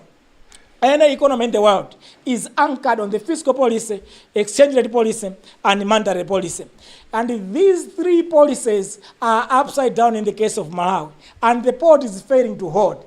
The economy has failed to be held because the policies down there are faulty, are wrong, and as a result, the whole economy has crumbled. They have to go back to sort out that economy, those fundamentals. Unless they sort them out, our economy is not going anywhere. They must face it and address the fiscal challenge that is there. We have tried to provide guidance on what can be done, so suggestions and recommendations on what can be done to deal with the fiscal cancer, to deal with the exchange rate cancer, to deal with the monetary policy cancer.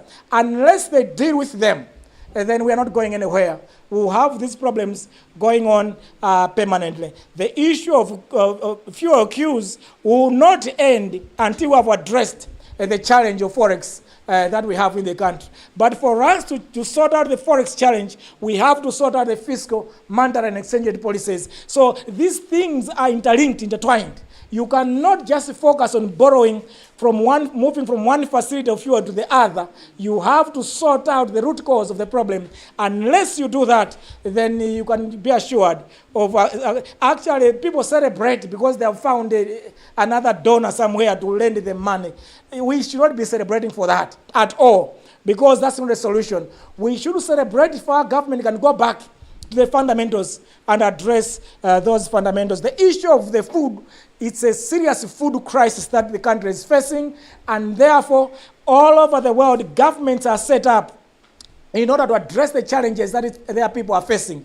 Malawians had installed this government in place, believing and hoping that when there's a crisis in the country, that government is going to sort out that crisis. So therefore, we call upon government to do what is right for Malawians. They are there so that they can sort out the problems that Malawians are going through. They must address the food challenge that is there with us, to do whatever it's necessary to do, whether it means cutting the budget for State House, cutting the budget for OPC, cutting the budget for which institution, in order to get maize, in order to get money to buy maize from wherever it is, locally and internationally, and move it wherever the maize is needed, so that Malawians can have the food wherever it's needed. For the economic challenges, they must address the current economic challenges that are there. We as UTM, we are telling Malawians that we'll continue to speak on their behalf so that the government can do what is right. But come September, this government, we know it's not going to do it. It's not going to sort out these problems. Come September, Malawians, let's go and register and vote in UTM.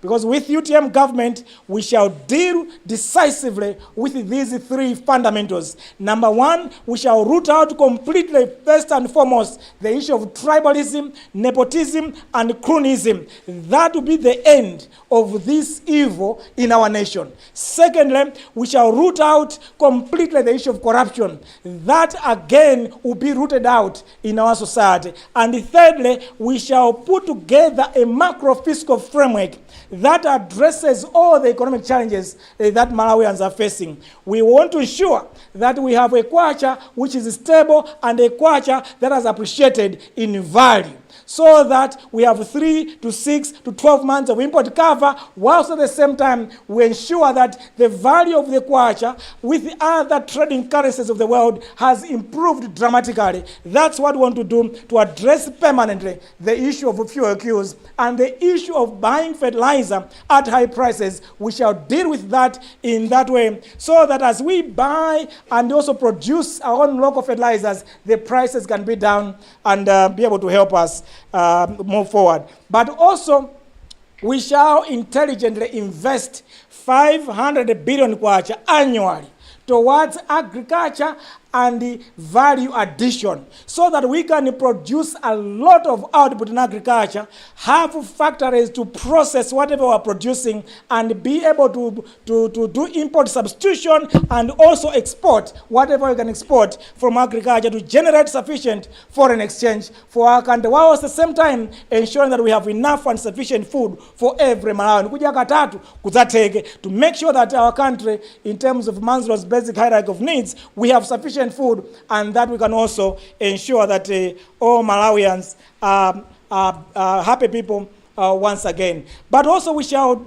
deliberately invest another 500 billion kwacha in mining every year for 5 years, 500 billion kwacha in manufacturing every year for 5 years, 500 billion kwacha annually in tourism, so that we can develop these sectors to create jobs for the people of Malawi. We are aiming at full employment. Anyone that needs a job should have a job in Malawi. But also, as we produce a lot of manufactured products, a lot of factory products from agriculture, a lot of mining products and its beneficiation, as we produce a lot and also develop a lot of sites for tourism and have as many tourists as possible, we can generate our economy to produce greater GDP output, and that would help reduce poverty, reduce inabilities across the board, and help all Malawians to have a better life as we see it. So a better Malawi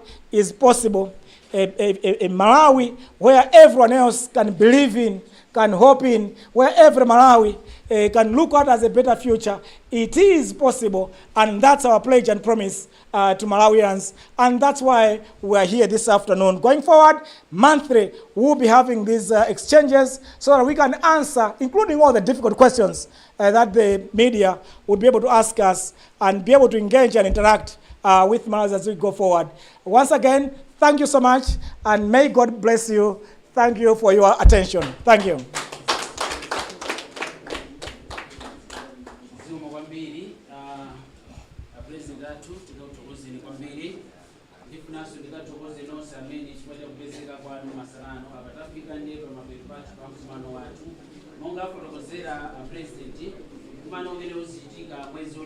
cholinga ndi chakuti tiyendere limodzi wayankhulira Amalawi mpaka titakafika nthawi ya chisankho. Tinayamba ndi pemphero, tikapempheso kuti akatseke ndi pemphero. Zikomo kwambiri.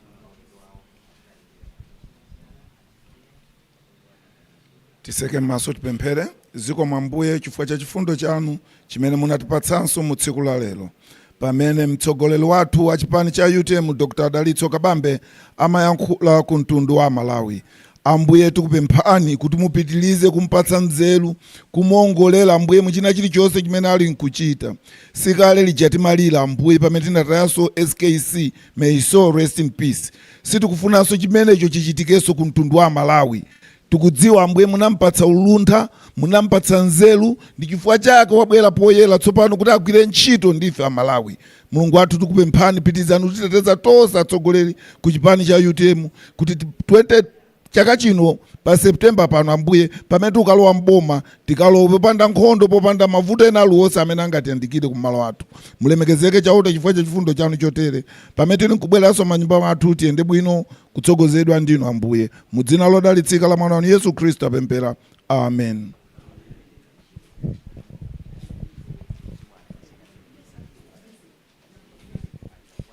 Umo ndi mmene zinalili kuchokera kuno ku ofesi ya chipani cha UTM mu mzinda wa Lilongwe, omwe mtsogoleri wa chipanichi Dalitso Kabambe amapereka mfundo zawo zosiyanasiyana zimene zikukhuza dziko lino.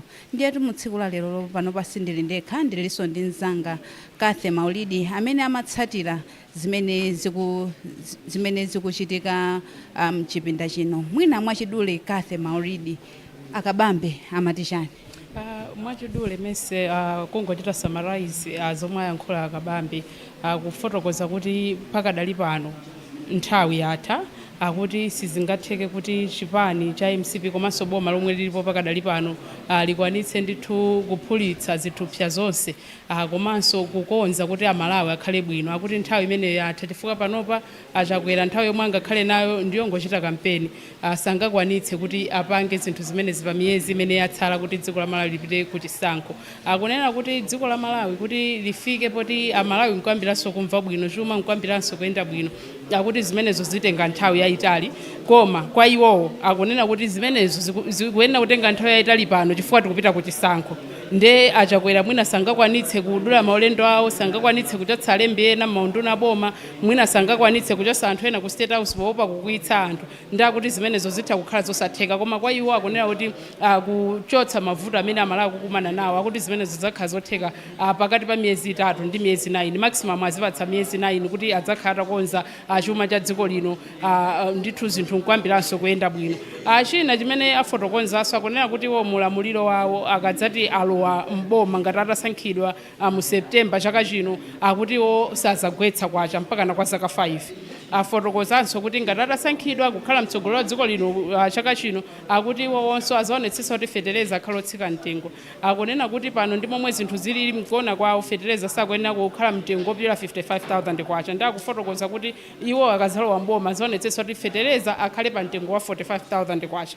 Afotokozanso kuti nkhani yomwe adalonjeza yokhudza kulemba anthu ntchito 1 million, akuti panopa anthu amene chiwerengero cha anthu chinali chochepa analonjeza 1 million jobs. Panopa chipani cha UTM chikulonjeza kuti wina aliyense amene akufunika kukhala pa ntchito, amene ali pa zaka zofunika kuti alembedwe ntchito, akuti azaonetsetsa kuti wina aliyense alembedwe ntchito. Anafotokozapo kunena kuti mwina ena nkumadabo kuti kodi zinthu zimenezo bwanji sizinachitike pomwe imene inalinso imodzi mwa manifesto a UTM, akuti iwo sanali ndi mphamvu kulamulira zinthu kuti zizichitika mboma. Ndi akunena kuti iwo poti zipani zina zonse mbuyo muzalamulirapo, UTM sinakhale ndi control ngati mboma kuti ngati chipani chawo ndi chomwe chikulamula.